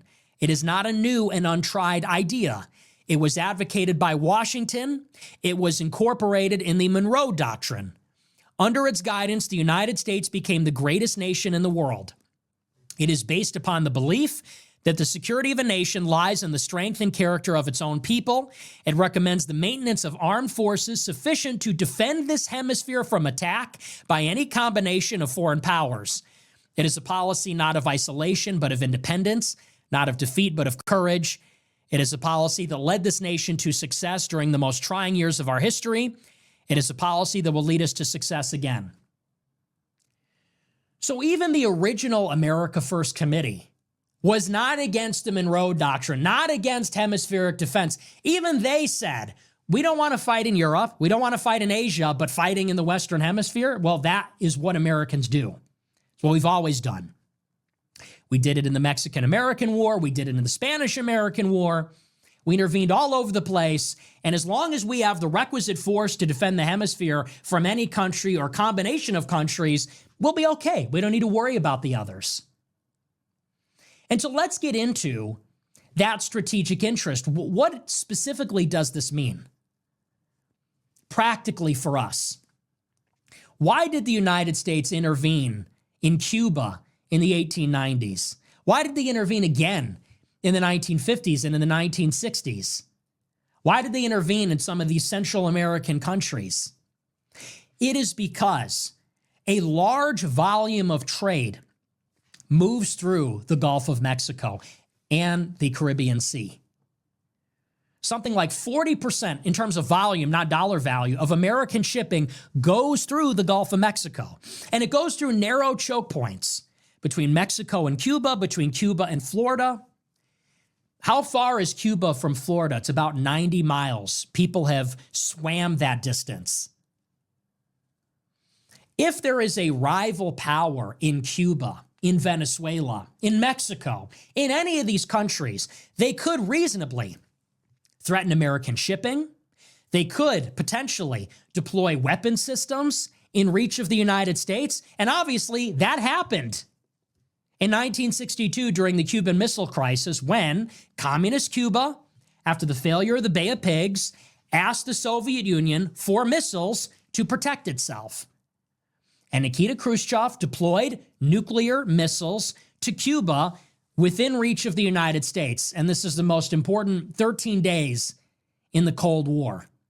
The Soviet Union put weapon systems 90 miles away from Florida that can carry weapons of mass destruction. This is why it is in our strategic interest. Russia is far away. China is far away. Europe, the Middle East, all of that is far away. This is our backyard. I don't think people realize. The Caribbean is our backyard. That is where American shipping goes through. That is where transshipment occurs from the Atlantic to the Pacific Ocean through the Panama Canal. That's where our Navy goes. And all of these countries are a stone's throw away from the United States. What has been happening in Latin America for the past 25 years? Well, ever since China entered the World Trade Organization in 2001, they have made a concerted effort to impose their will in Latin America. And so what are they doing? They have enrolled the majority of Latin American countries in the Belt and Road Initiative. So they're building infrastructure in Latin American countries. Infrastructure like what? Deep water ports. They're building ports in Jamaica, in Mexico, in Cuba, in Venezuela, in Peru, in Ecuador, in Argentina. They're building ports. Why does that matter? The same deep water ports that can harbor, let's say, some of the largest commercial shipping vessels, the largest, when you're talking about shipping, they carry the most shipping containers. The same ports that can handle that can handle a People's Liberation Navy vessel. And what can you carry even on a commercial shipping vessel? You can carry a containerized missile system. What China has invented is a shipping container that contains an intermediate range missile launching platform. And it looks like a shipping container. It looks like any shipping container you see on a truck, on a barge. And inside of it concealed is a missile launch platform. You can put those on a commercial ship. And so there have been studies done by the Center for Strategic International Studies. They say that there are up to 38 ports China has all over the Caribbean, all over Latin America. They call it dual-use infrastructure. It's infrastructure that can be used for commercial purposes, but also have the capability to have military purposes also. In terms of data collection, power projection, they could theoretically have a military vessel there. 38 of them, and some of them strategically placed in the Caribbean. And if you look at what is happening over in China, everybody knows that the clock is running out on a Chinese invasion of Taiwan. Xi Jinping and Beijing have said they have set a deadline for 2027. That is the latest or the earliest that they want to be prepared for China to invade Taiwan. So what? Why does that matter, people say? We have contained China for years by controlling a chain of islands that stretches from Japan in the north all the way down to Malaysia in the south and includes Taiwan. We have effectively boxed China in, controlling islands, making it so that the only way China can access the Pacific Ocean is through small choke points. Small choke points that we can monitor, that we can control. It's practical for us to do so. It's economical. If China takes Taiwan, and all signs point toward they're going to try, and they will be successful, this is a breakout. China takes Taiwan, now the whole Pacific Ocean is wide open to them. There's submarines, aircraft carriers, destroyers. It'll be difficult to monitor. It'll be difficult to deter. And once they're wide open in the Pacific, who's to say they don't deploy strategic assets into Latin America? These are countries that have an enormous amount of debt to China. China is a partner or have an interest in these infrastructure projects. These infrastructure projects can be used against the United States, whether it's ports, it could also be radar dishes, space station. Some of it acts as actually sovereign soil. And now that China is the largest trading partner for a majority of Latin American countries, they can exert considerable political pressure over all of them. So it's like I said before, the immediate loser, the immediate effect of the intervention in Venezuela is Cuba. Cuba loses the oil. Cuba loses an ally. They are forced to the table to negotiate. This is part of a shorter-term domino theory approach to break the back of some of our worst adversaries in the Caribbean and Latin America. But the big picture here is that we are in World War III or World War IV, however you count them. We are currently engaged in a great power struggle with China. That's what all of this is about. And what the United States is doing is getting its strategic house in order. We have neglected Latin America for 25 years. The United States has allowed China to gain a foothold, in large part because we gave up. George W. Bush was focused on the Middle East. When Obama got in office, his Secretary of State, John Kerry, said, the era of the Monroe Doctrine is over. We're not going to intervene in these countries. And so basically, while we were sleeping or while we were involved in Israel's wars, we let a dragon into our hemisphere. This is our fortress. This is our home base. This is all we got to worry about is these two continents, North and South America. That's where our trade occurs. That's where our supply chains are located. That's where our shipping happens. These are the important waterways. This is the important territory. This is what is proximate to us in our neighborhood. And while we were focused all the way over in Iraq and Afghanistan building a democracy, China was engaging in a trade offensive, an infrastructure and political offensive in these countries, peeling them away from us, planting a flag, such that if or when a breakout occurs in the Pacific, they could theoretically use it as a foothold against the United States. You don't have to worry about China if they are constrained within the first island chain. But they have global ambitions, and they just released another white paper on Latin America. And it doesn't take a rocket scientist to figure out what the end game is with these infrastructure projects that have dual use. You think this is benevolent? You think this is charitable? You think this is ideological? Like everything, it is strategic. And so if you are America First, then you understand that the U.S. government, its first and only priority is to ensure the survival of the United States. We have to secure our vital strategic interests, which are geographical, which are the waterways and territory close to the United States. We want to prevent these weapon systems from getting too close to us, whether they be containerized missile systems, nuclear missiles. We want to prevent China from getting information on us through these ports, radar dishes, whatever. We want to be prepared for the future of strategic competition with China. And so for that reason, I support this. I support the new Monroe Doctrine. What's more, it's cheap, it's quick, we got what we wanted, we got out. The last thing I'll say about all of it is, what is the future going to hold? And I said in the buildup to this operation, I said, I don't support an invasion of Venezuela. Venezuela is a big country, 29 million people. It's like about the size of Texas.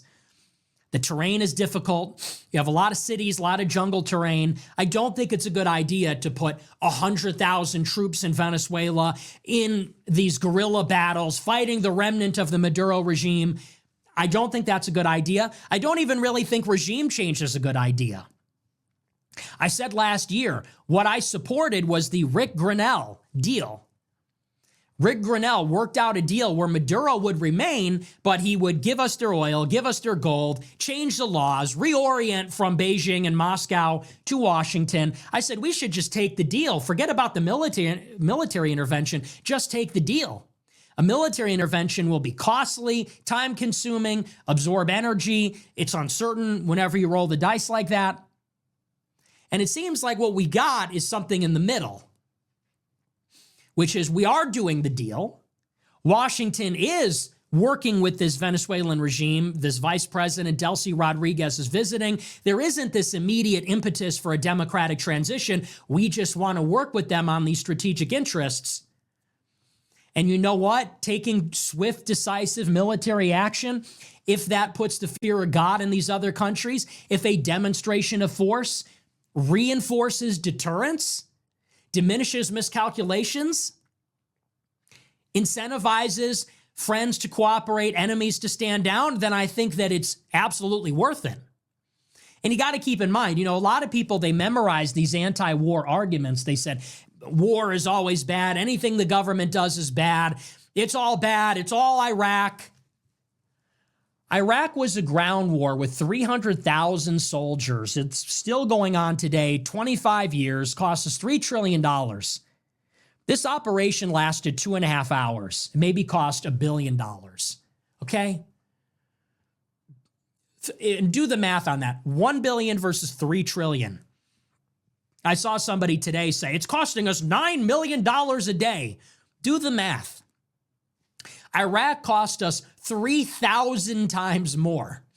This cost us nothing. Okay, we sent $3.8 billion to Israel. It doesn't affect us. This is a $1 billion operation, lasted 2.5 hours.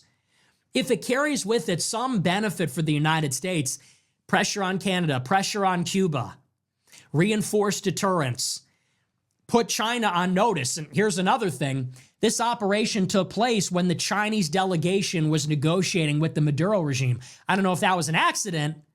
Trump seems to do this all the time. He bombed Syria when the Chinese were at Mar-a-Lago, kidnaps Maduro when they're in Caracas. It puts them on notice too.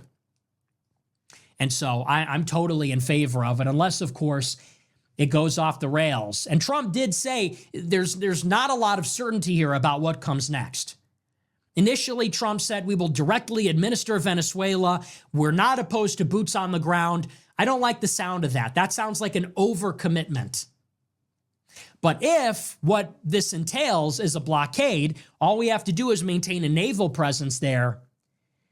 And that is just classic gunboat diplomacy. We get them to do what we want, stop sending oil to Cuba, send less of it to China, more of it to us, let ExxonMobil come in or whatever, then I'm in favor of it. And I think that it's easily defensible under America First. But as I said before, the problem is so many of you people, and I'm speaking to many of you, but in general, so many people that have come to criticize Israel, they never let go of their ideological priors. There's the last thing I'll say, then we'll get into super chats. Last thing I'll say is this. So many people got involved. You got red-pilled last year. You got red-pilled 2 years ago. I've been doing this for 10 years. Other people have been doing it longer than that. Some people got red-pilled a year ago, and they were liberal normies. Disgruntled liberal normies. And why did they come over? They said Israel's committing a genocide. That's true. It's barbaric. It has to do with Jewish supremacy. But of course, the real problem with America is that we have a Jewish oligarchy that is making us pay for it. They couldn't do it without us paying for it. And so properly understood, this has everything to do with nationalism. It's from an America First axiom. You say, how can a country put its people first if it has this parasitic class, if it has this fifth column of people that are loyal to another state and seem to be operating their own ethnic policy to rise through the ranks, gain power in the United States, and then use our country for the benefit of some other country or for the Jewish community at large. But many people that got involved are simply being manipulated by, as I said, ideological communists, liberals, Islamists. Muslims hate Israel because their homeboys are being killed. They hate America too. I saw Sneeko did an interview with Daniel Hakikajo, who's a Muslim. And, he's a nice guy. I've talked to him before. I don't hate the guy. But he says to Sneeko, the West has terrorized the world for 200 years. They need to be knocked down a peg. Is that America first? A Muslim with allegiance to foreign countries that has this axe to grind because of his own tribal. Is that America first? No, but it's people like that that have ideologically captured disgruntled normies. Disgruntled normies say, hey, sums up with Israel, and they're downloading all this content from disgruntled Muslims, commies. I look at a guy like Jeffrey Sachs, Max Blumenthal. You two are on notice. Max Blumenthal and Jeffrey Sachs, they make appearances on Judge Napolitano, Tucker Carlson, but they're both left-wing Jews. So Max Blumenthal says that when ICE arrests illegals, he says that's terror capitalism. Terror capitalism. Okay, so what are you, some kind of Jew communist? Oh, but he's really based on Israel. Yeah, he's based on Israel because he's a liberal, and he thinks that Netanyahu is like the white supremacist of Israel. My first exposure to Max Blumenthal is when he did a hit piece about David Irving for the SPLC 20 years ago. Anybody catch that, or did you just catch him on Judge Knapp because you were born yesterday? You know, when you were reading The Gray Zone and watching Max Blumenthal, I'm sure you saw all of his intense and fact-based takedowns of Israel. Did you catch the part when he was calling Dave Irving a Nazi for the SPLC 20 years ago? Did you catch that part? Or what's going on there? How about Jeffrey Sachs, another Jew, another liberal Jew? He's crying, literally blood coming out of his eyes, crying and shitting and pissing his pants about how bad Israel is. He's literally shaking. And he's so mad we went into Venezuela. What did he say in Serbia a couple weeks ago? He said, the era of European domination is coming to an end and it can't come soon enough. Just rub your hands together, Jeff. Jeff, Max, just rub your little hands together. Jeffrey Sachs. Oh, he's based on Israel. I'm on Tucker. I'm on Judge Knapp. I'm literally shaking about how mad I am about Netanyahu. Watch his other stuff. These people are not our friends. Liberals, leftists, communists, Islamists, not our friends. Marriage of convenience, propel an Israel critical narrative, like, okay, sure. But at the end of the day, you know, if a right-wing nationalist faction takes power and we throw off Israel, these Muslims are going to want to stay. And they're still mad. Okay, and these left-wing people, they're not going to want us to get our way in the world. They're going to want us to petition the United Nations. Hey, can we please do what we want? And that's not America first. So, you know, a lot of people got it twisted and said, oh, my only defining characteristic is it's just Jews in Israel. And it's like, no, it's Jews in Israel because I'm America first, because I'm an identitarian. We are part of European Christian civilization. We are citizens of the United States of America. We have an identity. We have interests. We should put ourselves first. Stop blaming ourselves. Stop being ashamed of ourselves. Stop rooting for our own demise. Stop listening to people that hate us, whether they're liberal Jews, billionaire Jews, whether they're Muslims, whether they're Jewish communists. We have to stop listening to people that hate us, that are trying to get us to advocate against our own best interests. I'm not going to be the white guy at a BLM protest. I'm not going to be a white guy in a keffiyeh at a pro-Palestine protest. And I said that very vocally. I'm going to be a white guy putting America first. Okay? So that is increasingly a problem, and I've identified that. And that's why I say this year is going to be a year of refining our ideology, because it's cropped up in a few different ways. Charlie Kirk gets killed by a leftist, because that's real. There are tranny leftist pieces of shit that want to kill Charlie Kirk because he's a transphobe. Whatever you believe about what happened, they all celebrated. But all these, but the communists and the Muslims said, no, blame it on Israel, because they don't give a shit about that. And when this woman got shot in the face, when she got mag dumped by ICE, all the usual suspects, oh, this is like, no, ICE is like the Zionist police force. They were trained by the IDF. Trained by the IDF. This stupid wants you dead. Like, if we gave the country to her, she would crash it into the rocks intentionally and giggle while she did it. Like, are you kidding me? Yes, we want mass deportations. No, I don't care if some libtard protester gets shot because she blocks federal law enforcement. And no, I don't think that Venezuela has anything or much to do at all with Zionism. So It needs to be put in its proper place. I'm not captured by that. I won't let this movement be captured to that. You want to be an anti-colonialist. You want to be an Islamist. You want to, raise up your stick for Yahya Sinwar. Knock yourself out. I raise up the American flag. I raise up the cross. It is about what is best for America. It is about what is best for people with our passports, what our ancestors did, what is good for our posterity. That's a Monroe Doctrine. That's what the America First Committee said 80 years ago. Hemispheric defense. That's our strategic doctrine. So anyway, so that's that. That is my full take on Venezuela. I think that's everything I have to say about it. I didn't even get to a lot of this stuff. I just went off the dome. But we're going to move on. We're going to take a look at our super chats. We'll see what you guys have to say about all this. And we're going to have to filter them because we got a lot of them. Before we do, though, I do just want to give a quick tribute. I know a lot of you guys are probably wondering. Before we do get on into the super chats, I do just want to give you some bad news. Very tragic and very sad. One of the friends of the show, really an amazing woman, Christine from Ohio, died last week. And for those that watch the show and you watch the super chats, I'm sure you knew her. She was one of the highlights of the show. Very sweet and very patriotic and very funny.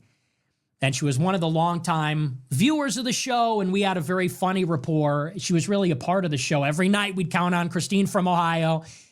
And, I hate a lot of the super chats that I get, but I really had a soft spot for her. And sadly, she was diagnosed last year with pancreatic cancer, very aggressive. I don't want to air out all her business and everything, but I'm sure some of you guys have heard of it. And it took her very quickly in about 7 months. So I just want to say rest in peace to Christine. I don't even know her last name. We only knew her as Christine from Ohio. It's Christine Kasubienski. So if you could say a prayer for the repose of her soul, for her family. And I have to say, I considered her a friend. Unfortunately, I never got to meet her. We were going to come out in December. She took this vacation. We were going to come out in January. And, you always think you have more time. It's so sad. We all think we have time. And she went so quickly. So it's a horrible situation. I'm praying for her. For her family. It's a regret that I never got to go out there. And it's a shame we have these hats made for her. I'm sure she would have gotten a kick out of it. We were going to go out in January. We had these hats made. They say Ohio First, pink, Ohio State flag. They said Christine. So it's one of those things, but if you're a Christian, the comfort that you can take is knowing that she is in a better place. She is with God now. She was a good person. She knew it was coming, so I'm sure she got right with God. And we'll miss her. We'll miss her on the show. It's not going to be the same without her. So I'll try to be a little bit nicer in the spirit of Christine. I know she would have wanted it, but I'm going to miss her, She was. I know she left an impression on everybody on the show. The way that people rallied around her, donated to the GoFundMe, and went and visited her food truck, and everybody was so nice to her. It was really touching to see. It's definitely one of the better faces of the Groypers, the way we rallied around her. So anyway, so God bless her. We're praying for her. Rest in peace. We're going to miss you. And I'll put her hat over here. We'll put her up here. I'll try to be PG. I'd feel bad if it wasn't with the hat here. We'll give her a little spot, a nice little memento here. So rest in peace, Christine. We love you. We'll always love you. We'll always remember you. All right, but we're going to move on. We'll take a look at these super chats. We'll see what you guys have to say. Welcome back. Welcome back. Yeah, I feel like I got to say welcome back just because a lot of y'all been hitting me in the comments saying, why isn't Black Guy in the Corner uploading any Nick stuff? Why aren't you uploading Nick's? Because he didn't have a show. So this is the first one back. Obviously, it's a heavy hitter. He's hitting on a lot of heavy topics, going over Venezuela. And Nick is not Christian. Matter of fact, Nick may be Christian, but he's not Christ-like. Nick is no different than Bibi Netanyahu and others in the past that have violated religious principles in their pursuit to validate ungodly and demonic behavior. We're just going to get right to it. I don't even, I'll look at the notes, took a whole bunch of notes, but let me just talk to y'all first and foremost. But Nick and I, we're just in different places with different goals. Nick's goal is to win the war by any means necessary, have America win this war. My goal is different. My goal is to have humanity come together and figure out a way for all of us to interact without having to kill each other with wars. So there's just a difference. So just understanding that foundational difference, obviously we're going to see the world in a different way. We're going to see different instances that occur, like a Venezuela situation with Maduro. We're going to see it in a different light because Nick's cool with war. Nick is cool with violating God's principles, violating God's commandments. And anybody who's Christian, if you guys are following Nick based on a lot of his Christian principles, how can you? Did God give you and Nick Fuentes the ability to interpret his word like Nick was trying to make an argument as far as our interpretation of the Monroe Doctrine in order to justify us going in and doing ungodly, demonic things to Venezuela when that was not the intention of the Monroe Doctrine, from my understanding initially? But what do? We interpret things and perhaps misinterpret things, and then we start teaching these misinterpretations to a lot of our followers to where they buy into it. It becomes that new truth, and now we just justify evil and demonic things that go against our very commandments and principles. You can't be Christian and be pushing for war. You can be Old Testament. Perhaps Nick is more Old Testament. Perhaps he's more Jewish than he is Christian. But when it comes to Nick, as he has said, Jesus brought the new covenant, the new way of living, right? Because the old way Jesus didn't find suitable, right? Wasn't godly. So then God came in the form of Jesus, right?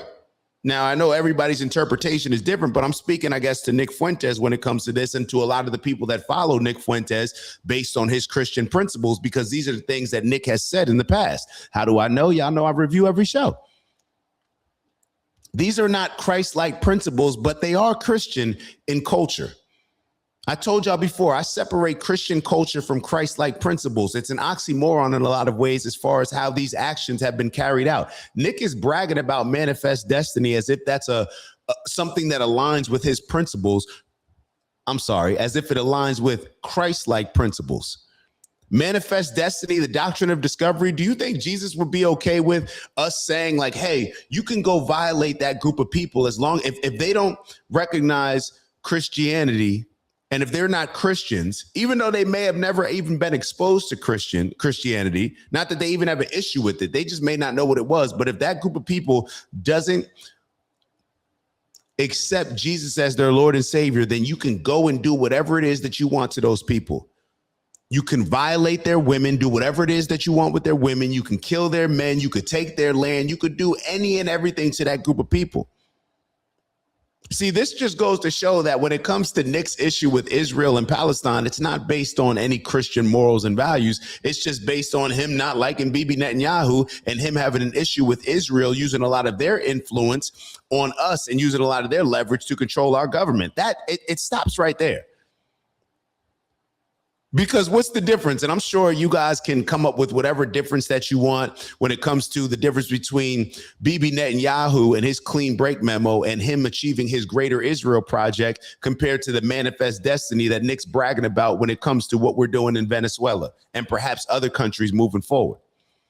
And perhaps Nick's greatest attribute, super intelligent. The way he obviously absorbs information and then is able to communicate that, very intelligent. But perhaps like a lot of us, remember when we go to these job interviews, I remember going to job interviews and them always asking that question. It's like, well, what are the three best attributes of you? And then they would ask, well, what are the three not so great attributes, or the things that are the worst things about you? And you just repeat the same thing. You just say it in different ways. So you'll say like, hey, listen, one of the best things, I'm a hard worker, I'm disciplined, Well, what's one of the worst things? Well, also, I'm a hard worker and, I'm very disciplined, and that, that passion to just never stop at something, a goal, and completing it till it's done. It can, bring about some discomfort in relationships, or just, it can be intimidating, or just within myself, I just won't stop until I get the job done. You know what I mean? How you start selling yourself. Nick is intelligent enough to make a logical argument and to draw a lot of connections from the past. He used the Monroe Doctrine. he's intelligent enough to present it in a way that comes across very logical. And we had somebody on our live show earlier that commented, we weren't even talking about the topic, or maybe we were briefly. And they said that, like, yeah, Nick, if you listen to Nick's argument, it's logical. Well, since when does logic solely determine whether or not what's being done is right, morally right? Like, it's logical that if you want to rob somebody's house, that, hey, we may, like, you can come up with a lot of logic around that, but that doesn't mean that it's right to rob somebody's house. If it may be logical if there's a woman walking down the street with their husband, and I want to take that woman and do whatever I want with her, then it's logical perhaps to shoot the husband or to beat up the husband and then to take the woman and to, that doesn't make it righteous. That doesn't make it godly. And Nick is picking and choosing with rationalizing certain things that are done with 1 second it's based on Christian principles, which he keeps reminding us that he's Christ first, right?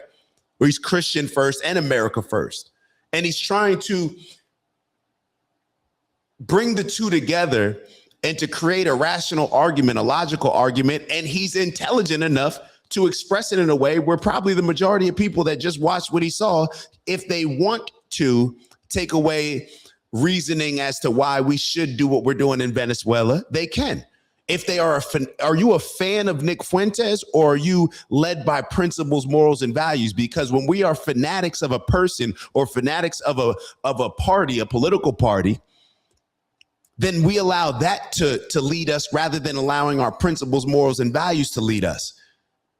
You can't tell me you're a Christian. Are you Christian first? As Nick has tried to say, and even when it goes back to that conversation that he had with the pastor Joel Webbin, where they're trying to relate America first to Christian nationalism, and it's a goofy conversation. It's a goofy conversation. But when Nick comes with a lot of the information that he comes with and intelligence around it, he talks from a standpoint that a lot of people will absorb the information and think that what he's saying actually makes sense. But it only makes sense when you put your Christian Christ-like values to the side, because Christianity has always been about what? Manifest destiny, doctrine of discovery. That's the dominant cultural aspect to it. But it has absolutely nothing to do with living Christ-like. When you insert Jesus into a lot of these conversations about what people have done in the name of Christianity, Jesus would be the main one getting hung up on a cross for a lot of what these people are doing in the name of Christianity. What would Jesus do? You telling me Jesus would run down on Venezuela and grab Maduro out of there? You think Jesus would have this manifest destiny mindset? You think Jesus would have approved of the doctrine of discovery? You think Jesus would have approved of all these colonization that America and European powers have done for years? And Nick mentioned this conversation with Sneeko having with a Muslim gentleman that said, what did Nick say? That hold on 1 second. I do want to reference the notes for this. Nick says something about America's been dominating for 200 years. I'll just go off of memory, because he was saying the same thing with Jeffrey Sachs. And it seemed like they both had a certain energy where now they're waiting on America's downfall, waiting for either some type of America to be humiliated. But perhaps it doesn't have to be a humiliation, but perhaps, like a lot of us, when we get on our high horse, when we become bigger than our morals, principles, and values, we need to be humbled. So Nick may not like the way that Jeffrey Sachs is saying it, or the guy that was talking to Sneeko. It doesn't have to be about rooting for America's destruction. I'm not rooting for America's destruction. I'm an American. I just want to root for America to be better. When they say that America's founded on these Christian principles, well, what Christian principles? Are we talking about Christ? Okay, I'm on board with that. Let's move in that direction. But the things that we're currently doing, and the things that we have done in the past, and perhaps this is the reason why Jeffrey Sachs has to call out the destruction that has been caused by America and European powers, because if it doesn't called out, what's going to happen? Nick Fuentes and all the others will just continue to justify something that we never addressed as being morally wrong under our Christian Christ-like principles. You see how all this goes? It's like, oh, well, you want to bring up the last 200 years and say that America and blame America for doing this, for doing that. Yo, there's nothing wrong with looking back. We look back at the baby boomer generation all the time and look at some of the shortcomings that our parents' generations brought to the table. I don't hate my parents, but there's nothing wrong with being critical of certain things and that way doing better for the next generation. So perhaps that's why we need to be critical of things that we've done in the past, what we've used to leverage and what we've used to dominate the world in the past, and perhaps pivot and not use the same tactics and not justify doing it now because we did it before. It all comes back down to Nick can bring up all these different instances, can bring up all this history, can bring up all these points and connect these dots. But at the end of the day, what it always has to come back to is the foundation, right? And I believe the foundation was the truth, the way of the light, right? Jesus. So y'all can say all of this stuff, but for all of y'all that follow Nick and follow him based on a lot of his Christ-like principles, y'all maybe need to look in the mirror. Maybe y'all are more fans of Nick Fuentes than you are of Jesus Christ. Who are you following? Who are you making excuses for? Who are you allowing to violate these quote unquote Christian Christ-like principles in order to convince you that what America and Donald Trump is doing is right?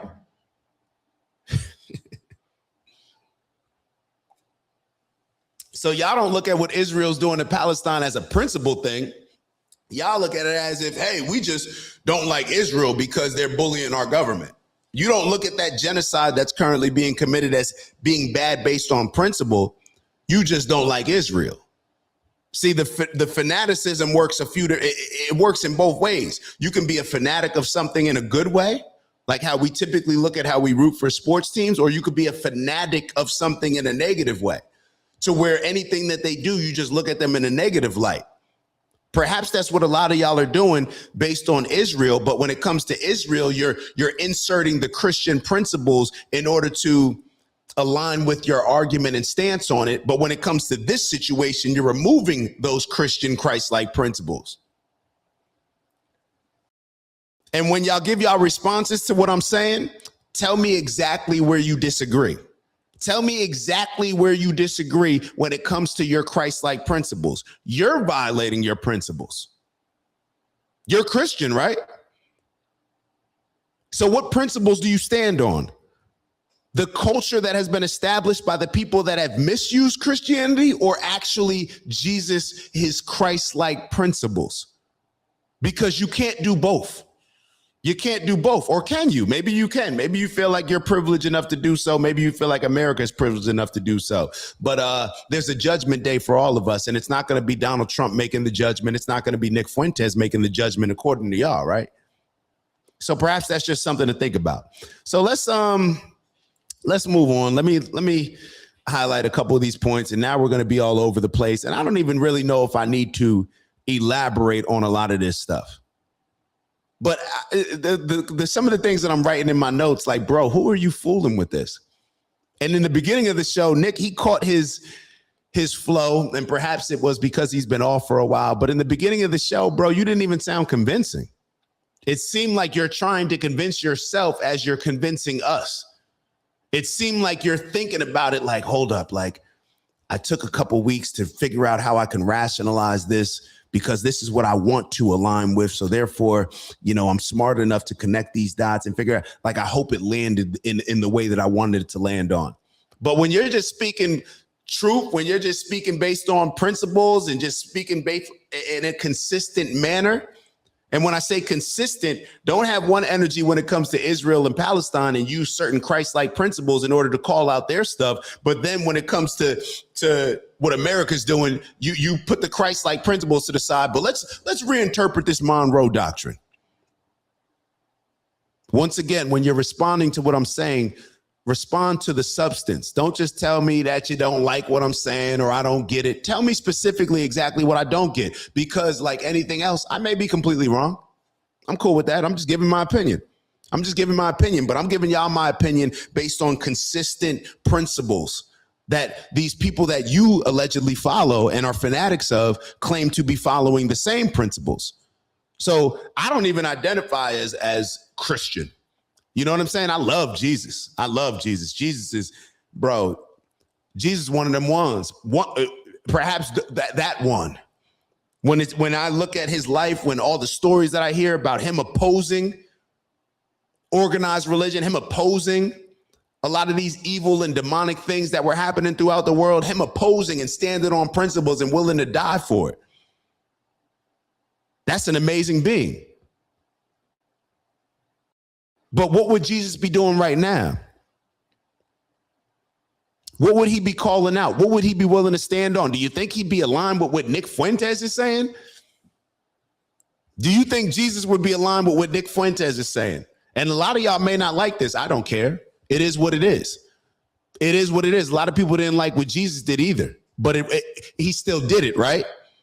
And he did it in a way that you clearly looked up to, right?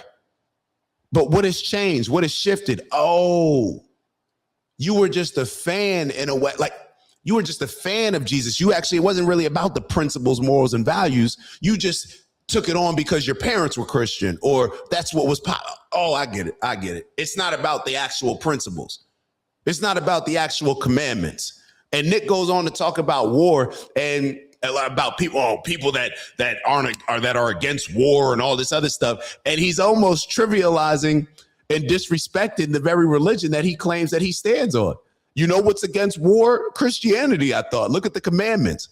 Once again, and don't pick and choose when you're willing to reference the Old Testament compared to Jesus's new covenant. Which one? You got to pick and choose. You can't just lean into the Old Testament when it suits your favor, when it suits your argument, when it suits what you're trying to convince the rest of the world of. But then when it comes to another situation, lean into Jesus's principles. And maybe you don't got to pick and choose, but it's just very convenient. I'm seeing how people want to go back and forth when it is convenient for you or when it suits one argument over another. But let's keep going. Let's keep going. And then even from a standpoint, a Christian talking about manifest destiny, like that's wild. That's wild. It's just wild to me. But hey, it is what it is. And then I noticed like, oh, bro, it's such low IQ like conversation when you got to keep throwing in the brown, like these brown people. It's like when he's talking about Candace, this black woman, like, yo, you ain't got to throw that in, bro. Just make the argument. Does being brown, does a skin color have to do with it? Like Nick's going over and trying to make it seem like he's more American than me because of his skin color. I've been here longer than y'all. My people have been here longer than you, Nick. My great-grandparents were born in America. Your grandparents, all of them weren't born in America based on what I think you said. I think you said 3 out of 4. But because he's white, I guess he has more of a claim to it. It's just a low IQ conversation. Like, it's always funny when super intelligent people use low IQ arguments to appeal to their followers. Like it's almost an insult to the intelligence of the people that are listening, but I'm sure a lot of people won't take it as that because you're such a fan of Nick Fuentes. So you'll rationalize everything that he's saying. But for the real ones, the ones that are not following any man, but are following principles, morals, and values, y'all know exactly what I'm saying. Y'all know exactly what I'm saying, but let's keep going. Let's keep going. Was anything else? It's just the whole race argument. Like, let me appeal to these white disaffected young men that are following me, that have been missing me. And because what I'm getting ready to present doesn't align with how I saw Israel and how I've probably made other comments in the past, let me just talk about brown or black people. And that way that'll get them on board. It's just funny. It's just corny. It's just corny, but I just laugh at it. It is what it is. At this point, I really think that a lot of Knicks fans may not admit it, but Nick's fallen off in a way. And when I say he's fallen off, his popularity may continue to soar, but he's fallen off as far as the substance and the level of genuine thought that I think was going into, or just standing on certain principles. Maybe that's it. When I say it's getting watered down, the people that are fanatics that don't like what I'm saying right now, y'all are working a little bit harder, digging a little bit deeper to justify why I'm completely wrong and why Nick Fuentes is right. And y'all may not admit it, but deep down, Nick is losing it with a lot of this stuff. He's losing it with a lot of this stuff. It's not consistent. It's not consistent. And it played out when in that conversation with Joel Webbin. Like this is somebody, hold on, let me back up a little bit. This is somebody who's so Christian, right? Nick Fuentes, who believed that the ceremony that Catholics do with the bread turning Jesus's body, or the bread now becoming, goes through a religious process where the bread then becomes a representation of Jesus's body. Nick Fuentes was talking to a pastor, and they were talking about the death penalty and how Nick doesn't believe in the death penalty even for people that committed murder. He said that if somebody murders somebody, he doesn't think that they should receive the death penalty. They should be able to repent. And yeah. But then when it came to the conversation of, but if somebody steals that bread that symbolically represents Jesus's body, and if they steal it, even if they're stealing it because they're starving and they're hungry, that warrants the death penalty. This is who you're following. Somebody that believes that. Like somebody that steals bread, that is it's a symbol of Jesus's body. Like, once again, what would Jesus do? Because Nick seemed very much aligned with WWJD when it came to his conversation with the pastor and him saying that, hey, I don't think just because somebody kills somebody that means that warrants the death penalty, that they should be killed. But then when it comes to, if somebody steals that bread, they got to die. It's disgustingly hilarious or hilariously disgusting, one or the other. But it's just, this is who we're talking about, somebody who's that Christian. So you care about Jesus that much. But then when it comes to all these other things that he's discussing, Venezuela and other situations, when it comes to America using its might in order to dominate other countries and violate God's commandments, he's cool with it. He's cool with it. And I'm talking to y'all. I'm talking to y'all. Do y'all call that out as you're following him? You can still be a fan of him. You can still be a fan of him, but that doesn't take away the fact that you can be critical, or maybe you being a fan of him doesn't even allow you the ability, the capacity. Internally, you feel like you're turning your back on Nick Fuentes because you're being critical. Maybe that's the case, but now you've just turned into a yes man. And perhaps one of the most dangerous things to a leader is a yes man. But hey, to each their own, I guess. So Nick went on to bring up, he said that ideologically, I'm a realist. Well, ideologically, I'm a realist. And then what he's using to describe what we're doing in Venezuela, or to justify, I should say, what's going on in Venezuela. It's funny to me because this comes across as like when people say, oh, no, it's just business. Like they say it's just business in order to validate or excuse them doing something that violates their principles, but justifying it by saying it's just business. It's the same thing. Well, ideologically, I'm a realist. Oh, so you're a realist ideologically, but not a Christian, not Christ-like ideologically. I thought Christ determined your ideologies as a Christian, right? But now you're a realist. So realist pretty much means, well, you know, Christ, yeah, when it makes sense in that, but when it comes to being real, I move Christ to the side and just focus on what's actually real. So it's wild, but y'all follow it. And perhaps this is just another example of how contradicting and in a lot of ways, I would say foolish, a lot of people have been in accepting a lot of these things that people do in the name of Christianity. But I don't even know if I need to keep going here. And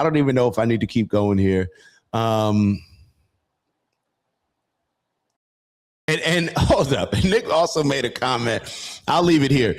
He said something, and I don't even have the exact quote, but he said something along the lines like, as long as there's other people that we share the planet with, like it's something like he said, like we're not safe, or it's a security dilemma.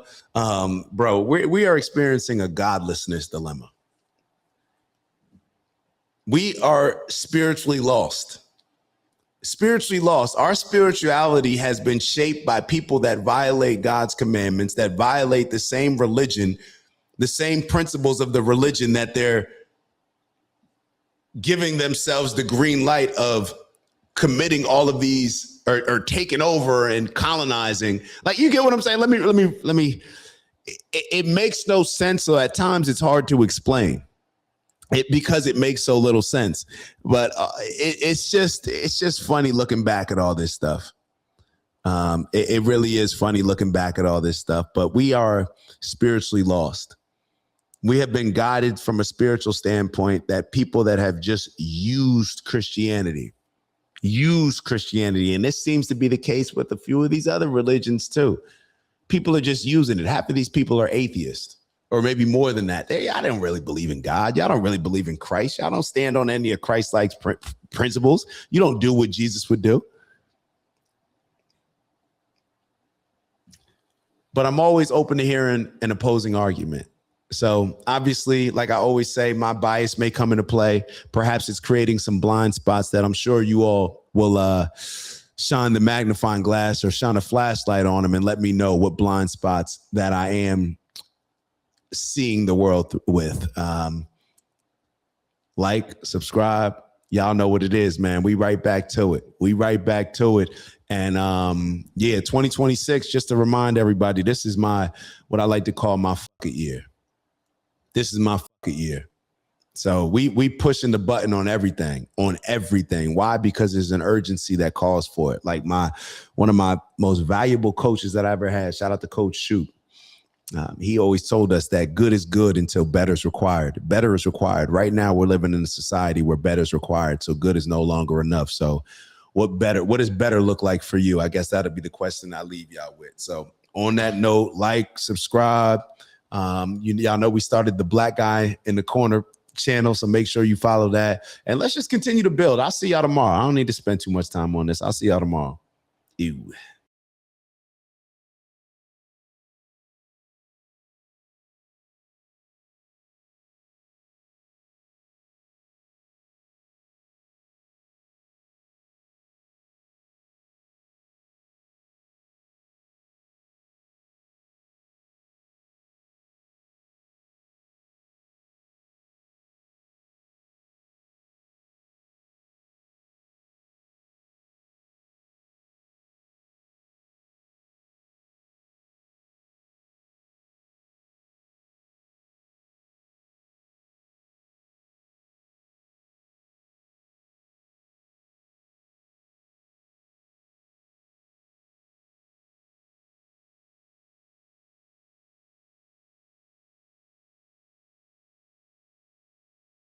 It's the black guy in the corner, but they'd rather see a nigga on the corner. They say I'm stealing Nick's clips like I'm stealing Nick's chick, not knowing that I hit him first week for the lick. I said, Nick, I could post here while you post there. Let's run the ads up, then let's meet up over there. Let's figure out a split that's honorable and fair. Tell me where you trying to take it.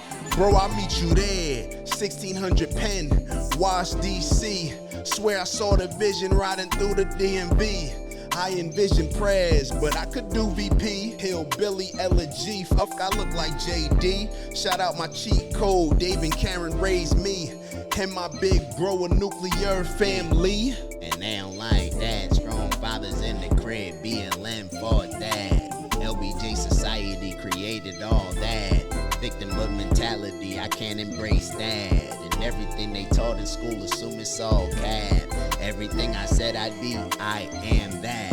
Everything I said I'd be, I am that. Everything I said I'd be, I am that. Ain't no introduction, just some fun facts. In case you were wondering, I am that. I know you heard me hit it 3 times for Dr. Umar. Shout out to Umar, man. We ain't kicking nobody when they down. And shout out to everybody that continues to show love, support, appreciating the message that I'm giving y'all along with the bro Nick's message. We gonna keep pushing, man. And shout out to the haters too, cause y'all in the comments heavy too. y'all the ones that gave me the inspiration to create this song. They kept saying like, who's the random black guy in the corner? I am.